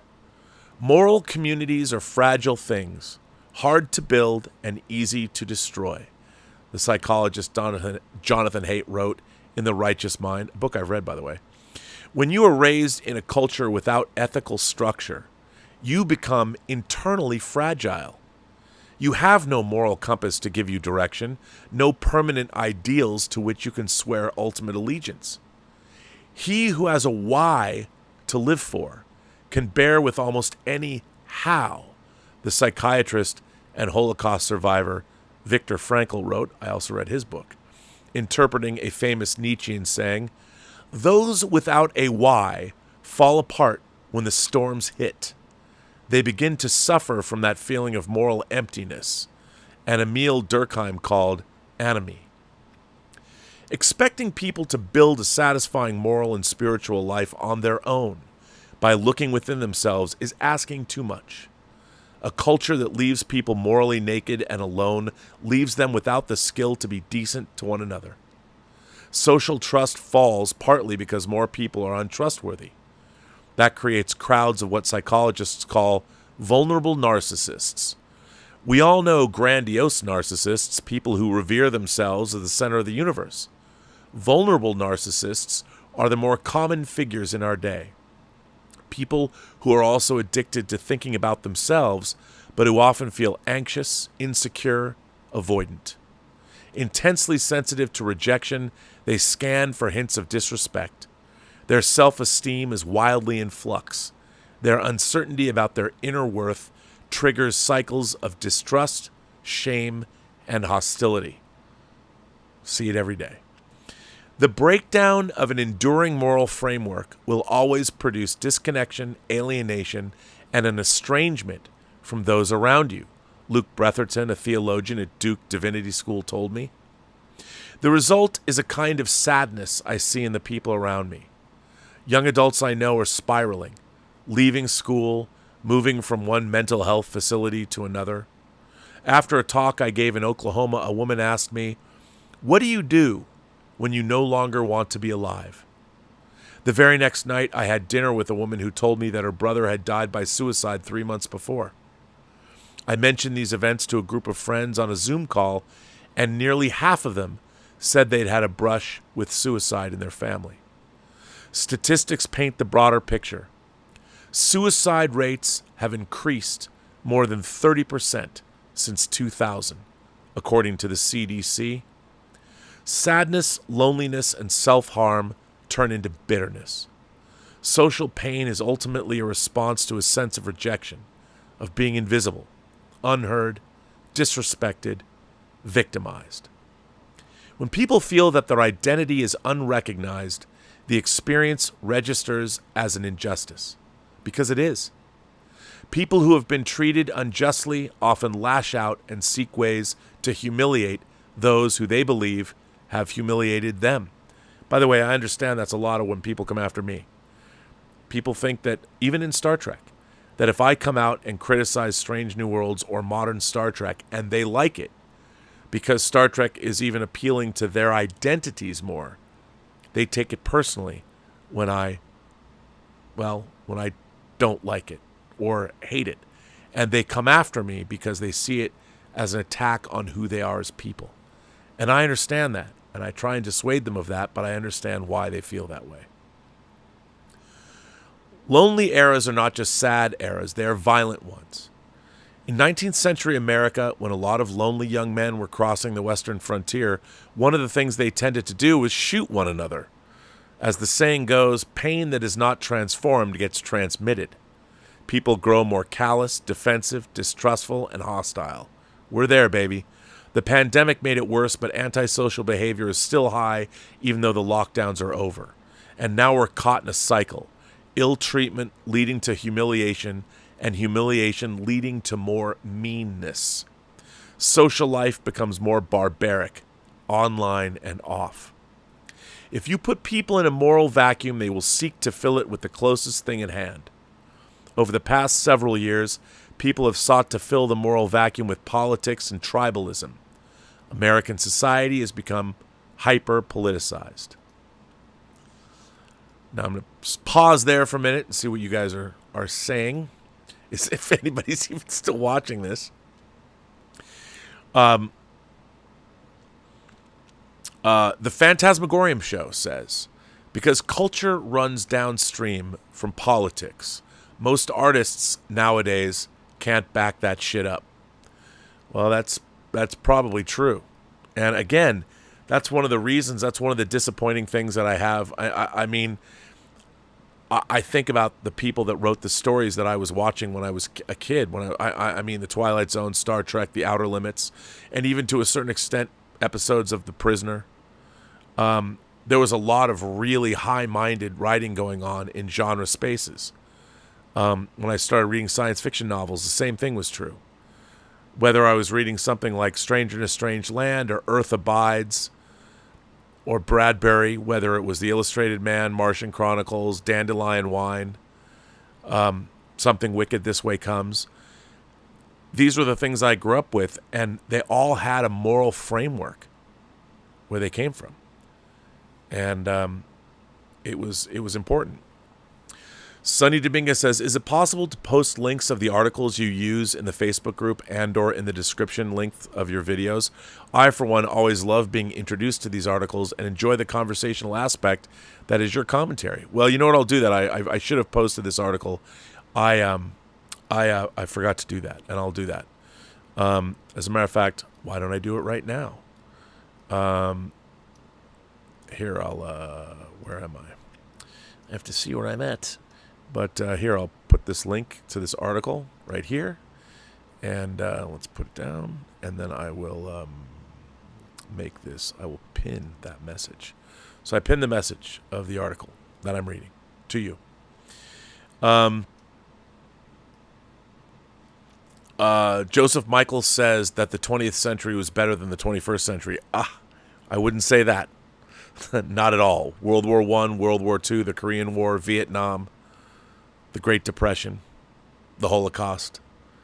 The 20th century was not great. The Rwandan genocide. There's so many terrible things that went on in the 20th century. Scott Bartholomew says wokeism is antithetical to morality. Well, I tend to agree with that because I think a lot of what our social justice is after now is narcissistic. It's people that, again, they don't have their own. People are so craving a moral, a life, and by doing what they perceive to be as fighting the good fight, they're being fulfilled by. If I go out and fight for those oppressed people or whatever group I'm a part of, I feel better about myself.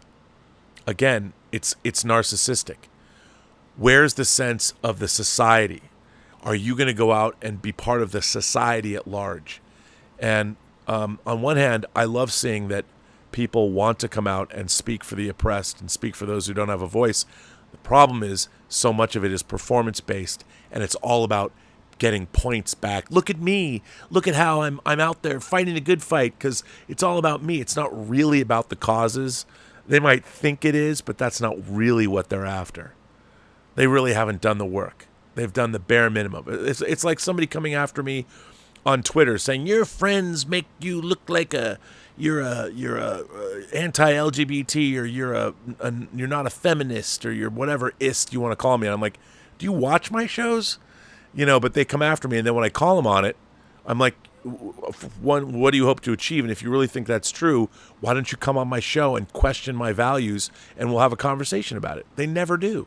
They never do because they don't really believe what they're saying, and they want to get their as soon as somebody has to back up their beliefs, they run and hide, and that's the moral.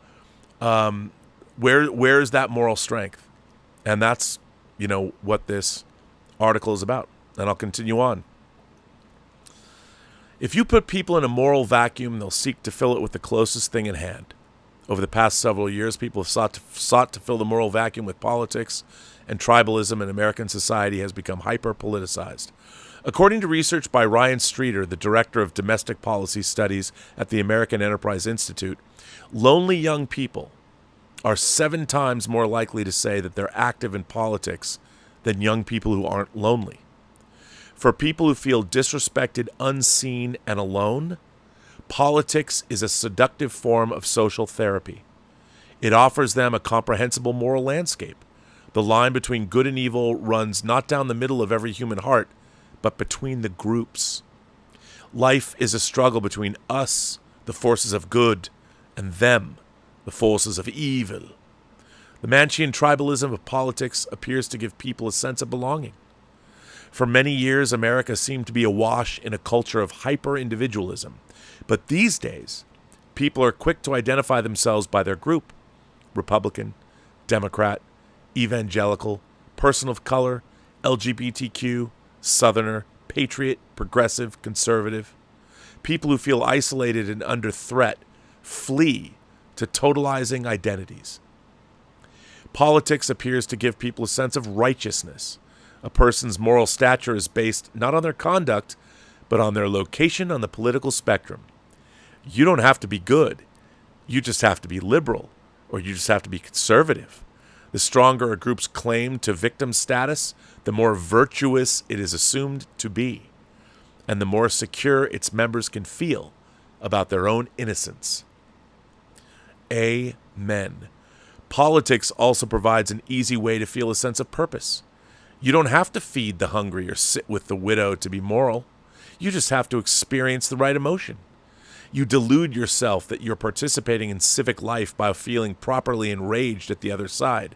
That righteous fury rising in your gut lets you know that you're engaged in caring all about this country. The culture war is a struggle that gives life meaning. True words, man. That's why I want to read this article. Politics, and I'm sure there's some people like, well, Rob, I don't want to feel like I'm in the 5th grade by you reading this article to me. Too fucking bad. This article I thought was too important not to share. And we can talk about how many times am I going to talk about Star Wars or Star Trek when really all the great movies and stories are about our lives, which we don't talk about. And it's a bummer. Politics overwhelms everything. Churches, universities, sports, pop culture, healthcare are swept up in a succession of battles that are really just one big war. Red versus blue. Evangelicalism used to be a faith. Today it's primarily a political identity. College humanities departments are used to study literature and history to plumb the human heart and mind. Now they sometimes seem exclusively preoccupied with politics and with the oppressive systems built around race, class, and gender. Late-night comedy shows have become political pep rallies. Hundreds of thousands of Americans died unnecessarily during the pandemic because people saw a virus through the lens of a political struggle. This is not politics as it is normally understood. In psychically healthy societies, people fight over the politics of distribution. How high should taxes be? How much money should go to social programs for the poor and the elderly? We've shifted focus from the politics of redistribution to the politics of recognition. Political movements are fueled by resentment, by feelings that society does not respect or recognize me. Political and media personalities gin up dramas in which our side is emotionally validated and the other side is emotionally shamed. The person practicing the politics of recognition is not trying to get resources for himself or his constituency. He is trying to admire himself. He's trying to use politics to fill the hole in his soul, and it doesn't work. The politics of recognition does not give you community and connection, certainly not in a system like our current one, mired in structural dysfunction. People join partisan tribes in search of belonging, but they end up in a lonely mob of isolated belligerents who merely obey the same orthodoxy. If you are asking politics to be the reigning source of meaning in your life, you are asking more of politics than it can bear. Seeking to escape sadness, loneliness, and anomie through politics serves only to drop you into a world marked by fear and rage, by a sadistic striving for domination. Sure, you've left the moral vacuum, but you've landed in the pulverizing destructiveness of moral war. The politics of recognition has not produced a happy society. When asked by the General Social Survey to rate their happiness level, 20% of Americans in 2022 rated it at the lowest level. Only 8% did the same in 1990. America's founding fathers studied the history of democracies going back to ancient Greece. And they also studied the Oneida Nation, of which, if you watch my public service announcement I did in 1995, you'd know that. In 1988, the Congress finally addressed that the Oneida Nation, the people of the Standing Stone, were recognized as contributing to the United States Constitution. America's founding fathers studied the history of democracies going back to ancient Greece. They drew the lesson that democracies can be quite fragile. When private virtue fails, the constitutional order crumbles. After decades without much in the way of moral formation, America became a place where more than 74 million people looked at Donald Trump's morality and saw presidential timber. Even in dark times, sparks of renewal appear. In 2018, a documentary about Mr. Rogers, called Won't You Be My Neighbor, was released. The film showed Fred Rogers in all of his simple goodness, his small acts of generosity, his displays of vulnerability, his respect, even reverence, for each child he encountered. People cried openly while watching it in theaters. In an age of conflict and threat, the sight of radical goodness was so moving. By the way, if I might add, it's not as good as this movie, but there's a movie called Only in Theaters, directed by Raphael Sbarge, the actor, about the Laemmle family, Greg Laemmle and his family. And it's about what it means to have the theatrical movie-going experience, and then it turns into, well, it could have been a family tragedy about the end of a business, but it had rebirth, and it was very uplifting. And if you want to see it, it's streaming. I interviewed both Raphael Sbarge and I interviewed Greg Laemmle on this channel. So if you want to see something that'll put a smile on your face and you still love the theatrical movie-going experience and you believe movies are important, check that out. In the summer of 2020, the series Ted Lasso premiered. When Lasso describes his goals as a soccer coach, he could mention the championships he hopes to win or some other conventional metric of success, but he says, for me, success is not about the wins and the losses. It's about helping these young fellas be the best versions of themselves on and off the field. That is a 2-sentence description of moral formation.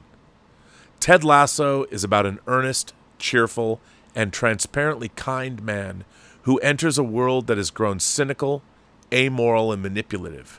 And episode after episode, even though his own troubles, he offers the people around him opportunities to grow more gracious, to confront their vulnerabilities and fears, and to treat one another more gently and wisely. Amid lockdowns and political rancor, it became a cultural touchstone and the most watched show on Apple TV. Even as our public life has grown morally bare, people, as part of their elemental nature, yearn to feel respected and worthy of respect. They need to feel that their life has some moral purpose and meaning. People still want to build a society in which it is easier to be good. So the questions before us are pretty simple. How can we build morally formative institutions that are right for the 21st century? What do we need to do to build a culture that helps people become the better versions of themselves? Before I get to there, let's see where you guys are at. Bert says, what's your opinion of the asshole subreddit being so popular it's used for YouTube and TikTok content? Is it providing a modern-day moral framework? Oh, I am the asshole. Bert, I don't know that. Look, all of that is easy to do. I mean, I have to say that I'm not aware of that. YouTube and TikTok content. Remember, this is being created by, we have a whole group of younger people that, like this article is pointing out, have no moral framework. There is no desire. Everybody's out for themselves. Everybody, and again, it's only because that our society has allowed it to continue. There will be a reckoning coming, and it's going to hit hard and fast. Now, I've often said that selective service is going to kick in. The draft will kick in. People have no idea what's going to happen because they've never had to deal with it. And when it comes, when that reckoning comes, they're going to be ill-equipped to deal with it, and it's going to hurt. It's going to hurt, but it's coming. So I don't know about this subreddit, but I'm the asshole. You know, the fact that people can misbehave and treat others horribly and put it on camera or whatever, and we all laugh at it, we're all part of the problem. And by the way, I laugh at it too, but it's not right. My friend RRTNZ says, "Hail Bob, put a link in the chat for a video that should give you a laugh. An American MMA coach, a huge Trek fan, examines Kirk's fighting style." Oh, I will definitely check that out. My Kid Banana says 1 of 4. Hey Rob, first time sending a message. As a longtime fan since the AMC days, I just wanted to say, as a gay man, if I find it offensive that people say you're anti-LGBTQ, I just wanted to say that I do. Well, thank you, My Kid Banana. Everyone who knows me knows, and I was called this. I mean, one of my oldest, dearest friends in the world is gay. Actually, I have a lot of gay friends. I know that sounds like, oh, I have a lot of, but anyway, I'm gay adjacent. And I'll leave it at that. If there's an agenda, and Hollywood back in the day, these things used to be done organically, now it's forced down our throats. And the only thing it does is make the people who hate us even more. Oh, I cannot tell you how many conversations that I've had about this. Many friends of mine in the gay community are fearful. I've never seen them fearful before, since I was 13 years old. And the activism that's going on in certain other areas of the LGBTQ community is, I think, actually dangerous to the gay and lesbian community. But the thing is, I can say it to you now because you brought up the question, but I can't come out and say these things because I'm a straight man, straight white guy a straight middle-aged white guy who, by the way, you know, I've lost any kind of moral standing in this world because, you know, you've seen it all. But it's a little crazy. My Kid Banana goes on to say, as a gay man and a very conservative community where 95% of the people vote Republican, I have to say I've never felt marginalized or hated. Almost all my friends are straight and have no problem. Well, that's the funny thing. I would say you're absolutely right. I mean, you know, we had Will and Grace. I mean, Eric McCormack. It's funny. I've often thought like Eric McCormack as a straight man, as a married guy, when he got cast as Will in Will and Grace, would he even be allowed? There'd be some outcry about that today. But yet, look at what movies like Philadelphia did when Tom Hanks played a man who had AIDS. and what Will and Grace did to normalize things. Anybody who works in the arts had no problem with the LGBTQ community for such a long period of time, because that's where you met more people gravitated to the arts.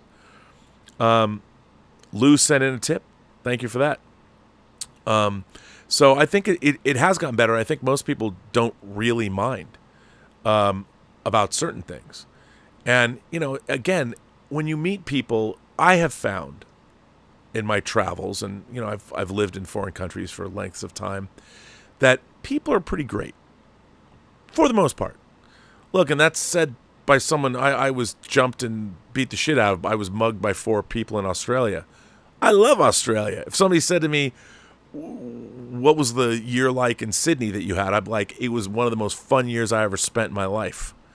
Even though at one point I did get jumped and I got clockwork oranged by 4 young thugs. But I wouldn't allow that to get in the way of the fact. I mean, that could have happened anywhere. It wasn't because I was in Australia. I had the best time. And I love people. And I would say that maybe to my detriment, I'm always giving people the benefit of the doubt. But I do think that people are great. And I think it doesn't matter. Shape, size, color, creed, belief system, whatever. I think when most people sit down and get to know one another, and what a lot of our great stories are about this very thing. When you sit down with people and get to know them as people, that old adage, Martin Luther King didn't want to be judged on the color of the skin. He wanted to be judged on the quality and the content of his character. And I think that's pretty true of everybody. When you meet people, those tribalistic things they fall away when you sit down with somebody and have a meal, share a beer. You sit down and you actually talk to somebody. I think more often than not, you find out that we all have much more in common than we have differences. And I can say that in my time on this planet, I've certainly discovered that to be the truth. And, I think when you have that open-mindedness and you realize that, hey, most people are pretty great. And like I always say, every person you meet has a story to tell. All you have to do is listen. I believe that. Scott Bartholomew says, oh, wait a minute. Joseph Michael says, what do you think the likelihood is for America getting embroiled in another civil war in the future? You know what? Americans are too fucking lazy. I don't think they're going to get embroiled in another civil war. They're going to do things like, hey, the old adage. I talked to, I'm working with a great novelist and a great guy. And he told me something that he's renowned for saying, which is that eventually the far right and the far left, they all meet at the same book burning. The only difference between them is they bring different books. And I tend to agree with that. I don't think we're going to have another civil war. Why do I think we're not going to have another civil war? Because I do think when Americans get together, for the most part, we get along. We don't get along when it looks like there's all this divisiveness all over the place. But when Americans get together, the problem is we only know one another through our social media. Because, as this article is pointing out, all of the places, the institutions, look, there's been a lot of horrors that institutions have visited upon our civilization. So those institutions, whether it's church, whether it's businesses, everything is corrupt. Everybody's abusing people. It's horrible. I don't necessarily think that's entirely the case. Obviously there's horrible injustices that have been going on everywhere for all time. But the problem with Americans is that we're not getting together and interacting with one another enough. And I think when we do that, what we need to do is we need to strengthen our public institutions. We need to strengthen our communities. We need to foster a sense of community and a sense of morality and a sense of, well, call it what you want, patriotism, a sense of Americanness. I've said this before. I'll say it again right now. One of the things that I realized that Americans have that no one else in the world has, all Americans, not just some Americans, all Americans have this. In America, we have the ability to say, you know what, I really want to do this. And people around you will be like, that's a great idea. I'll help you. That is incredibly rare around the rest of the world. It seems crazy.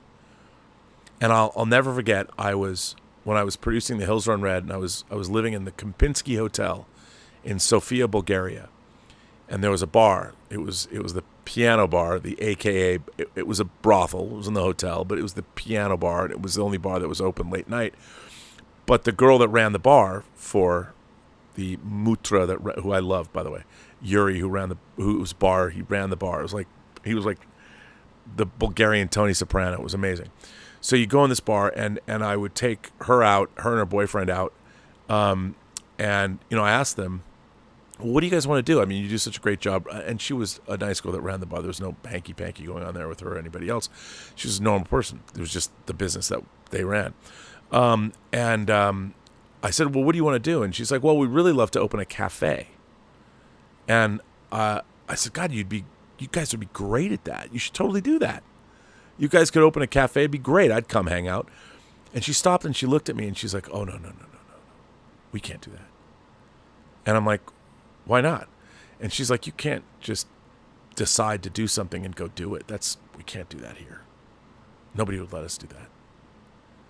And I looked at these people that were smart and capable. They're great.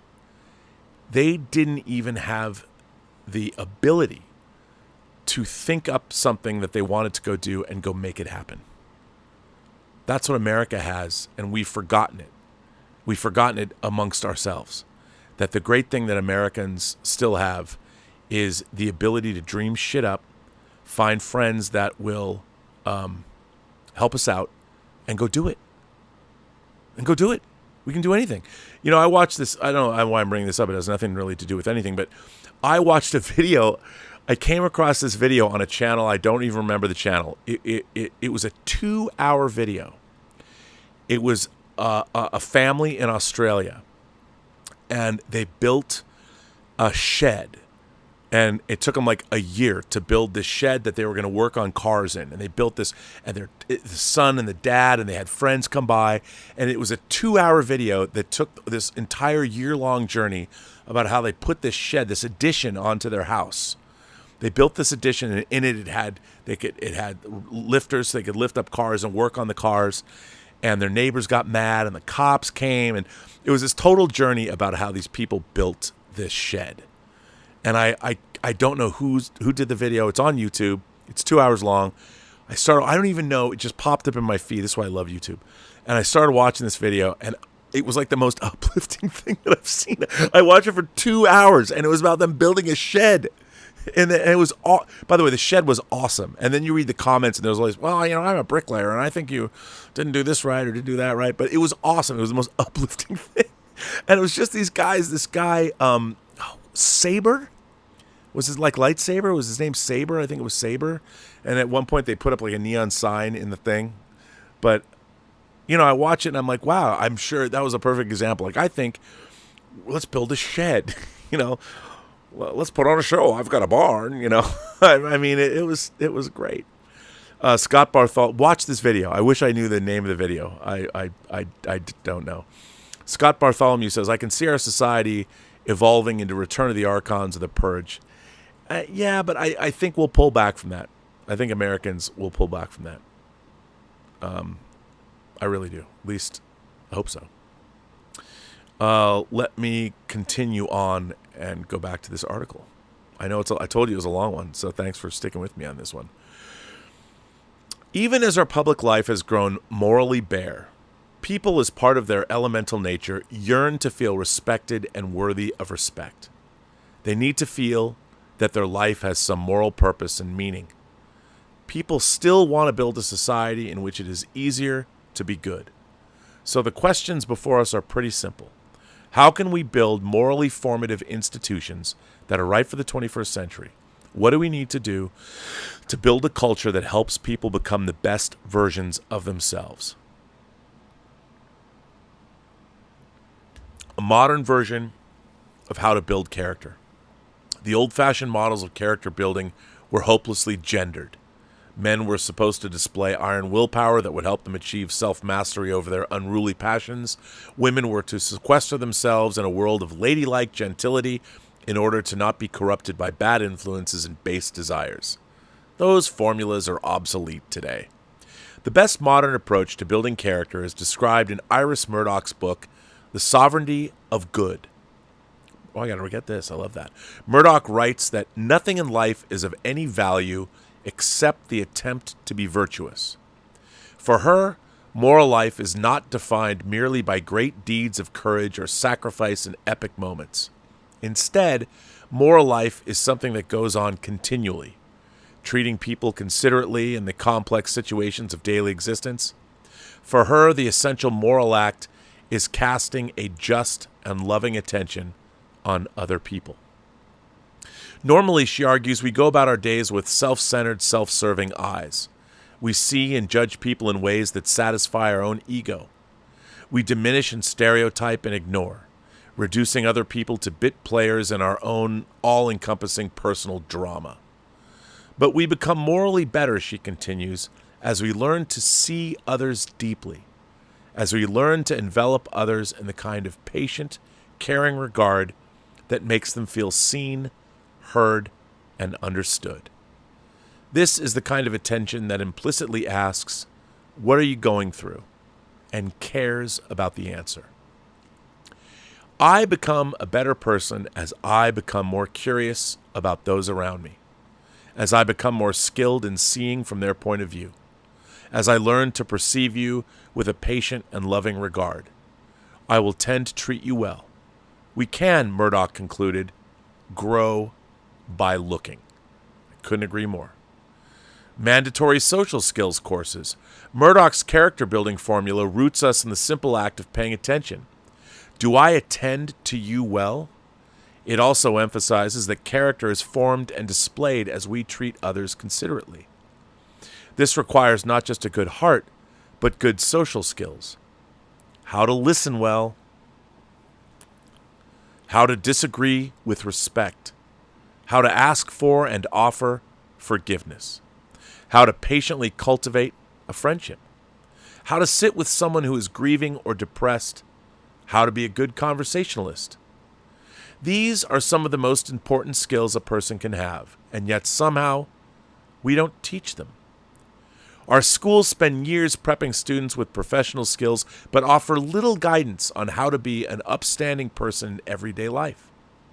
If we're going to build a decent society, elementary schools and high schools should require students to take courses that teach these specific social skills and thus prepare them for a life with one another.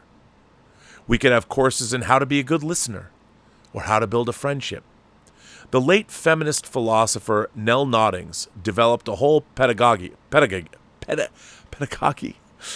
can't say that word, around how to effectively care for others. A new core curriculum. More and more colleges and universities are offering courses in what you might call how to live. Yale has one called Life Worth Living. Notre Dame has one called God and the Good Life. A first-year honors program in this vein at Valparaiso University in Indiana, is that Valparaiso? Paraiso? In Indiana involves not just conducting formal debates on ideas gleaned from the great books, but putting on a musical production based on their themes. Many of these courses don't give students a ready-made formula, but they introduce students to some of the venerated moral traditions, Buddhism, Judeo-Christianity, and Enlightenment rationalism, among others. They introduce students to those thinkers who have thought hard on moral problems, from Aristotle to Desmond Tutu to Martha Nussbaum. They hold up diverse exemplars to serve as models of how to live well. They put the big questions of life firmly on the table. What is the ruling passion of your soul? Whom are you responsible to? What are my moral obligations? What will it take for my life to be meaningful? What does it mean to be a good human in today's world? What are the central issues we need to engage with concerning new technology and human life? These questions clash with the ethos of modern university, which is built around specialization and passing on professional or technical knowledge. But they are the most important courses a college can offer. They shouldn't be on the margins of academic life. They should be part of the required course curriculum. Intergenerational service. We spend most of our lives living by the logic of the meritocracy. Life is an individual climb upward toward success. It's about pursuing self-interest. There should be at least 2 periods of life where people have a chance to take a sabbatical from the meritocracy and live by an alternative logic, the logic of service. You have to give to receive. You have to lose yourself in a common cause to find yourself. The deepest human relationships are gift relationships based on mutual care. An obvious model for at least some aspects of this is the culture of the U.S. military, which similarly emphasizes honor, service, selflessness, and character in support of a purpose greater than oneself, throwing together Americans of different ages and backgrounds who forge strong social bonds. Those sabbaticals could happen at the end of the school years and at the end of the working years. A national service program could bring younger and older people together to work to address community needs. By the way, I'm a huge proponent of that. These programs would allow people to experience other-centered ways of being and develop practical moral habits. How to cooperate with people unlike you. That's like making a movie. How to show up day after day when progress is slow. How to do work that is generous and hard. Moral organizations. Most organizations serve 2 sets of goals, moral goals and instrumental goals. Hospitals heal the sick and also seek to make money. Newspapers and magazines inform the public and also try and generate clicks. Law firms defend clients and also try to maximize billable hours. Nonprofits aim to serve the public good and also raise money. In our society, the commercial or utilitarian goals tend to eclipse the moral goals. Doctors are pressured by hospital administrators to rush through patients so they can charge more fees. Journalists are incentivized to write stories that confirm reader prejudices in order to climb the must-read lists. Whole companies slip into optimization mindset in which everything is done to increase output and efficiency. Moral... What happened?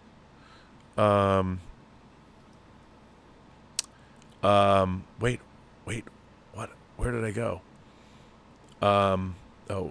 It just jumped. Something happened. I was really getting into this.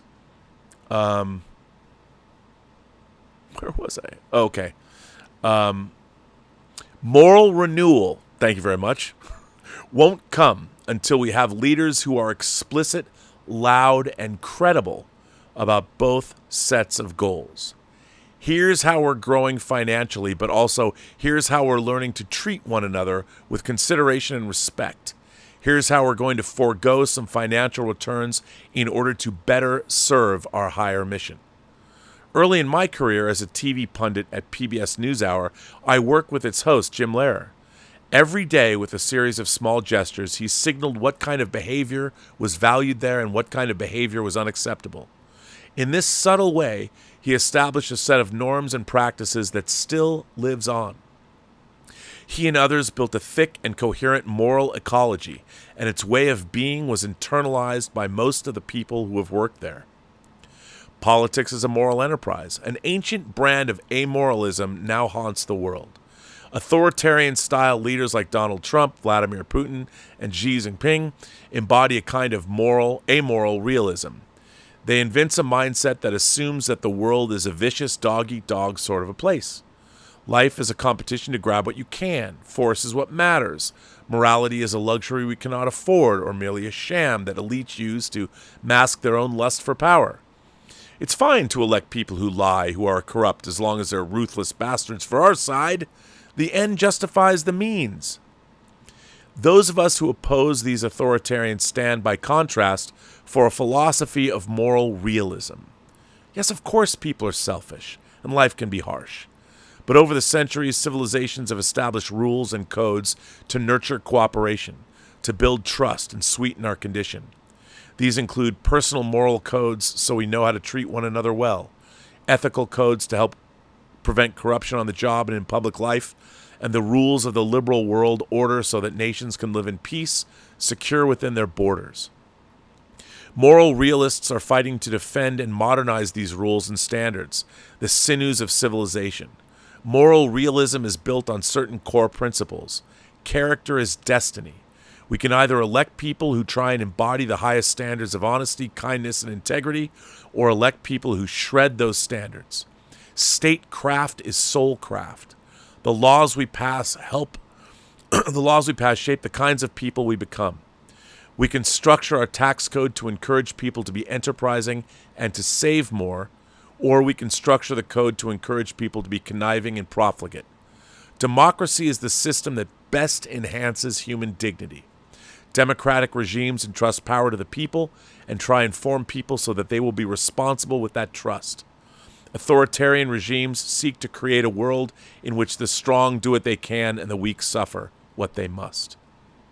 Look, I understand why people don't want to get all moralistic in public. Many of those who do are self-righteous prigs or rank hypocrites, and all of this is only a start. But healthy moral ecologies don't just happen. They have to be seeded and tended by people who think and talk in moral terms, who try and model and calculate moral behavior, inculcate moral behavior, who understand that we have to build moral communities because on our own we're all selfish and flawed. Moral formation is best when it's humble. It means giving people the skills and the habits that will help them be considerate to others in the complex situations of life. It means helping people behave in ways that make other people feel included, seen, and respected. That's very different from how we treat people now, in ways that make them feel sad and lonely and make them grow unkind. So there you go, for those of you who have stuck with me through all this. I read this article, and it meant a lot to me. And in a way, what he says at the end there sort of encompasses my own ethos and the ethos of this entire channel, and what I would think the ethos of being an imagination connoisseur is. And it's kind of why I watch Star Trek and The Twilight Zone, and why I love the movies like The Godfather and The Shawshank Redemption, and even stuff like Jaws, because I do think that all of our favorite stories do have a morality to them. And, that last line, moral formation is best when it's humble. It means giving people the skills and habits that will help them be considerate to others in the complex situations of life. It means helping people behave in ways that make other people feel included, seen, and respected. Who doesn't want to do that? This article was written by David Brooks, and he's a contributing writer at The Atlantic, and he's the author of the forthcoming book, How to Know a Person, The Art of Seeing Others Deeply and Being Deeply Seen. Shit, I'll read that. That sounds great. So, thanks for going along. I'm not done. I've still got stuff. Zachary Zabali says, hey, Rob, do you believe morality is subjective? Should we each decide what is good, or do you believe that there is an objective good?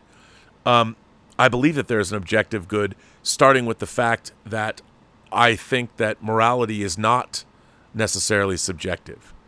If you start with the idea that all human life, and I've said it before on this channel, all of us are miraculous. In the entire cosmic infinitude of the universe, each one of us, for the small time that we're on this planet, is unique. There's not another person like us. Sure, there are twins, and but even twins are unique.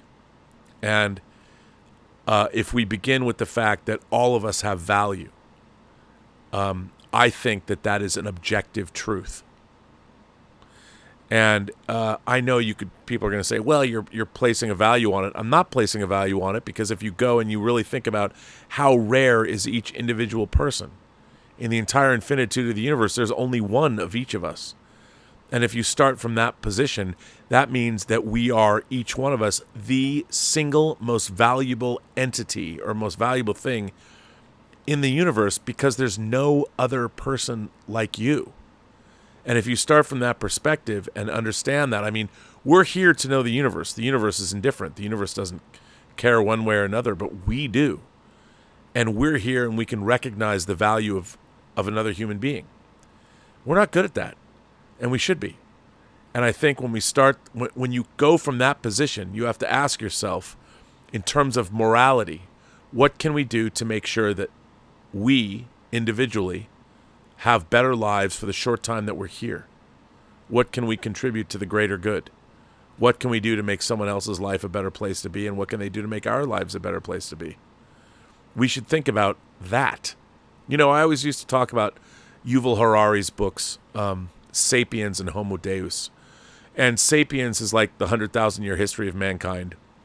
And at the end of that book, it basically asks, we as a society have to ask the question, who and what do we want to be? Where do we want to go? You know, there's a couple of interesting things that have happened in the last couple days.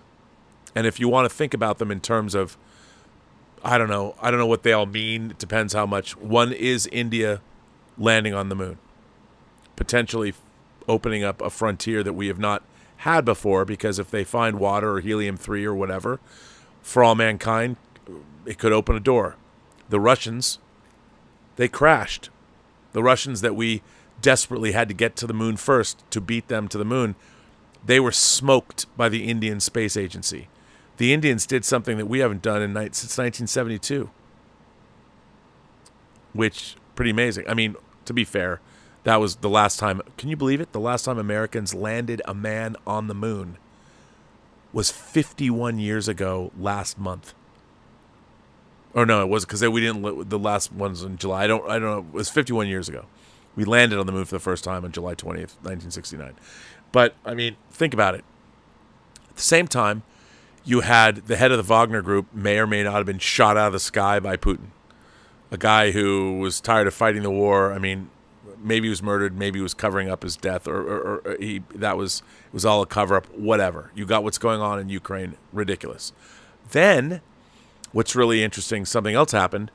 Jordan Peterson, whether you like Jordan Peterson or not, you know, part of the intellectual dark web, and during the COVID pandemic, he became, you know, he was a clinical psychiatrist or clinical psychologist, and, you know, wrote books. He gained prominence in Canada because he was afraid, he was branded a transphobe because he was fighting against compelled speech. It wasn't about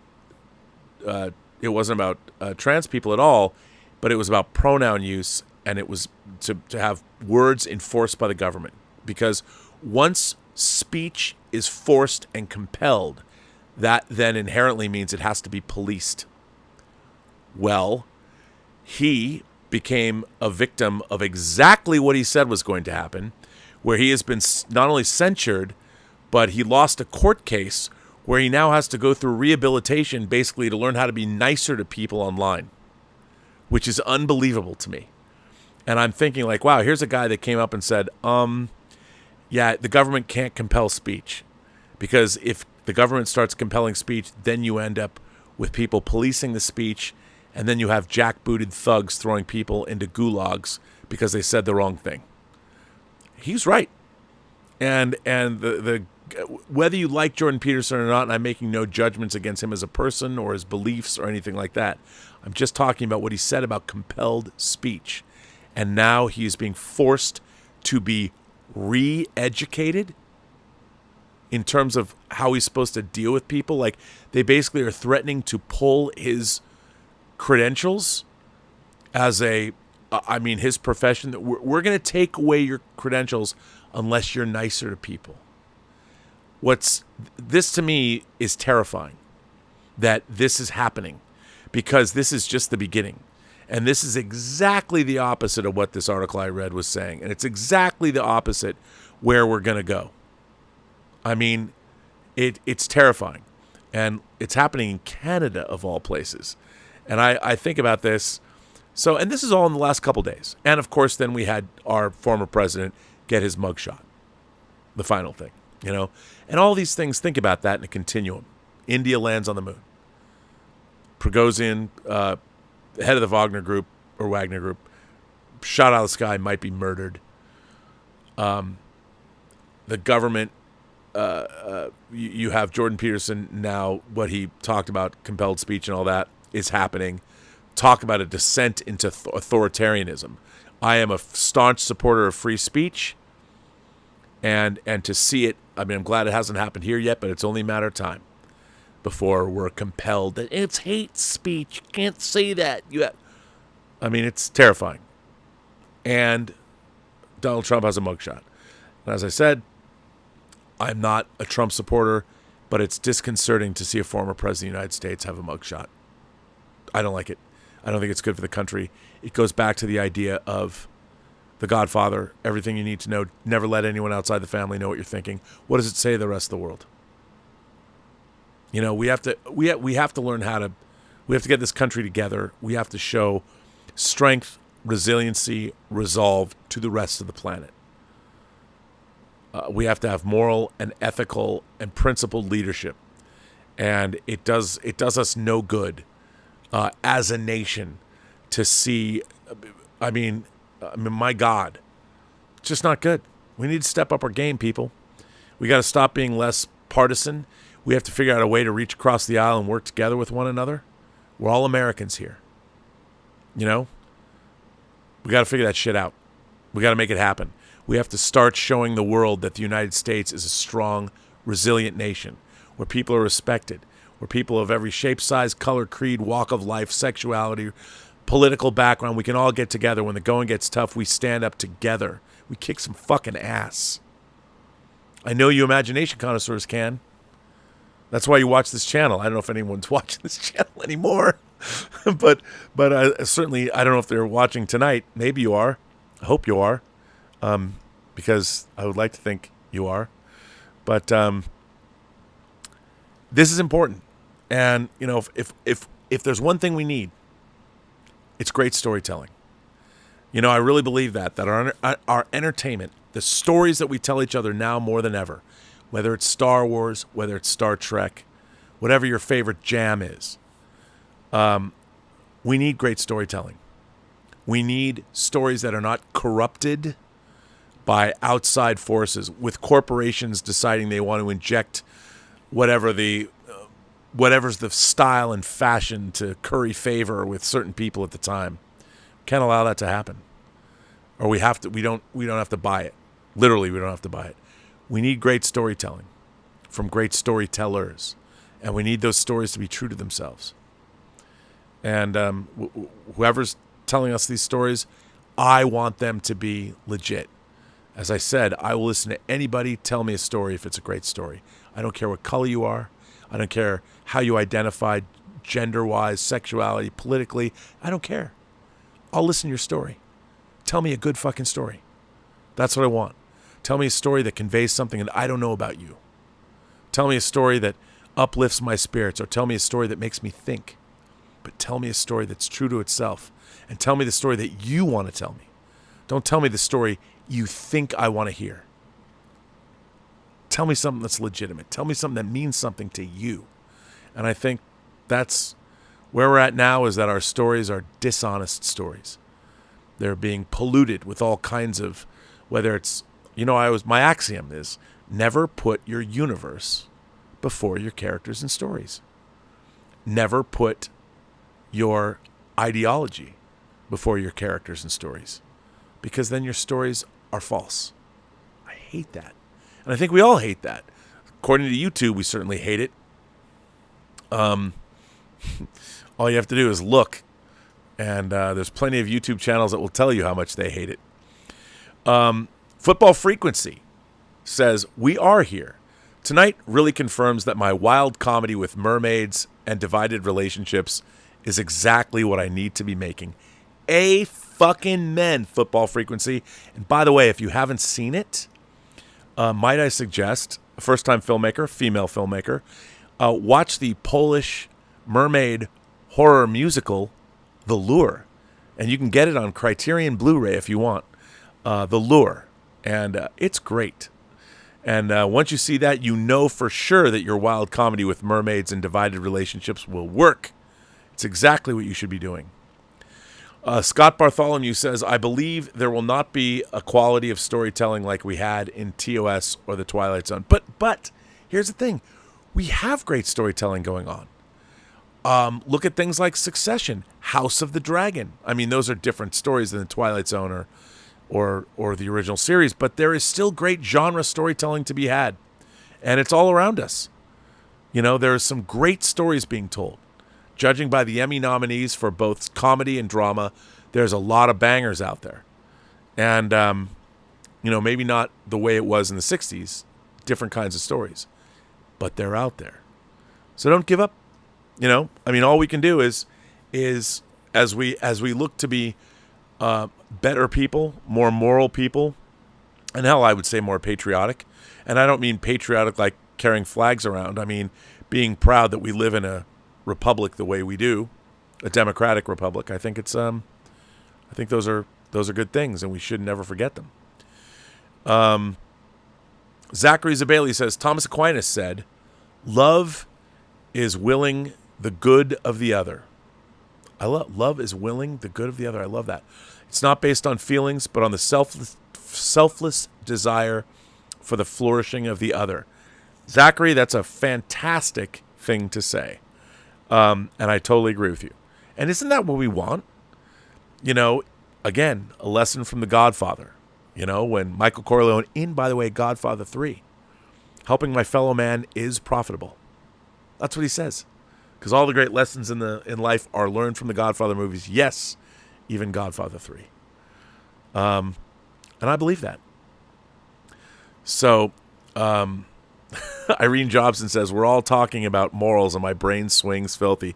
Hey, swinging filthy, there's nothing better than, and by the way, everybody can always be a better lover. I'm all about that. As you can tell the folks at home, Irene, how many bad kisses does a girl have to deal with in her life?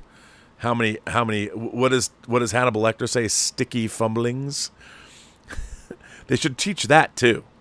Fuck the sex education. Teach people how to become better lovers.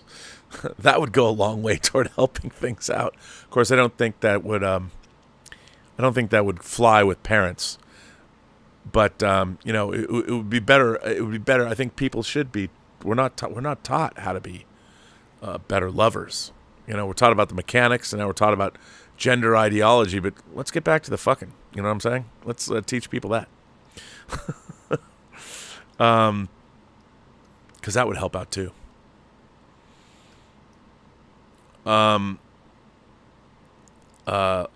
Football Frequency says, Golden and Silver make out during a live rock performance. Oh, I've seen the lure.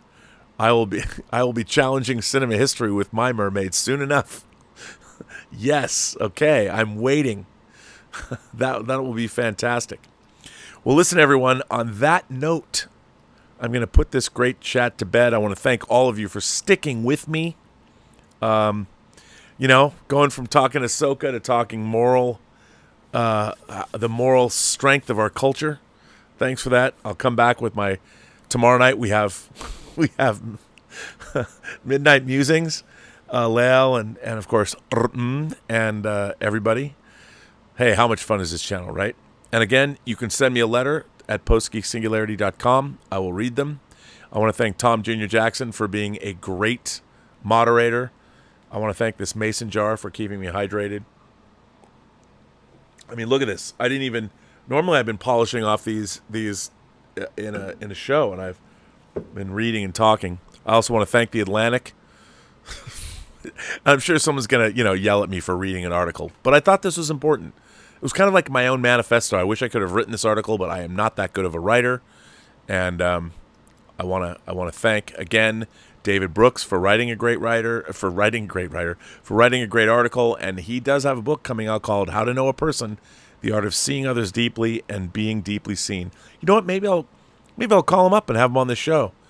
I'll look up David Brooks. Maybe he's got a contact email somewhere. I'm gonna look him up. I'm gonna ask him to come on the show and see what he has to say.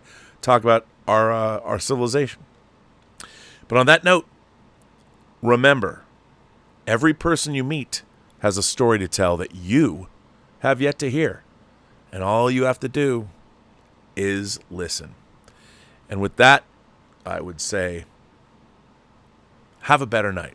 And thank you from the bottom of my heart for sticking with me on this episode of Robservations. It was a fun one, and I could have done it without you. So thanks very much.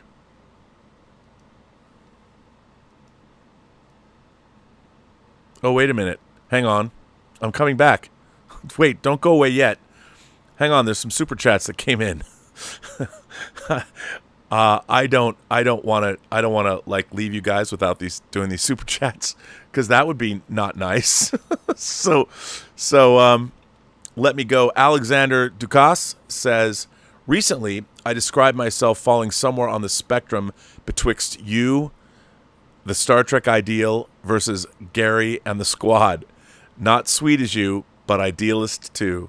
I like that. By the way, Gary, they're having a meetup on September 6th in England. I kind of want to go. Those meetups are great. But I'll take that, Alexander. That's good. I like that. Pablo Zuniga says, Rob, I'm not American, and I don't like talking politics much, but I appreciate this stream and the article's points you made. My generation can be really selfish. Well, Pablo, there's hope for you yet, and I think there's hope for all of us. And I want to thank you for supporting the channel. And on that note, I am leaving. Have a better night. I'll see you tomorrow.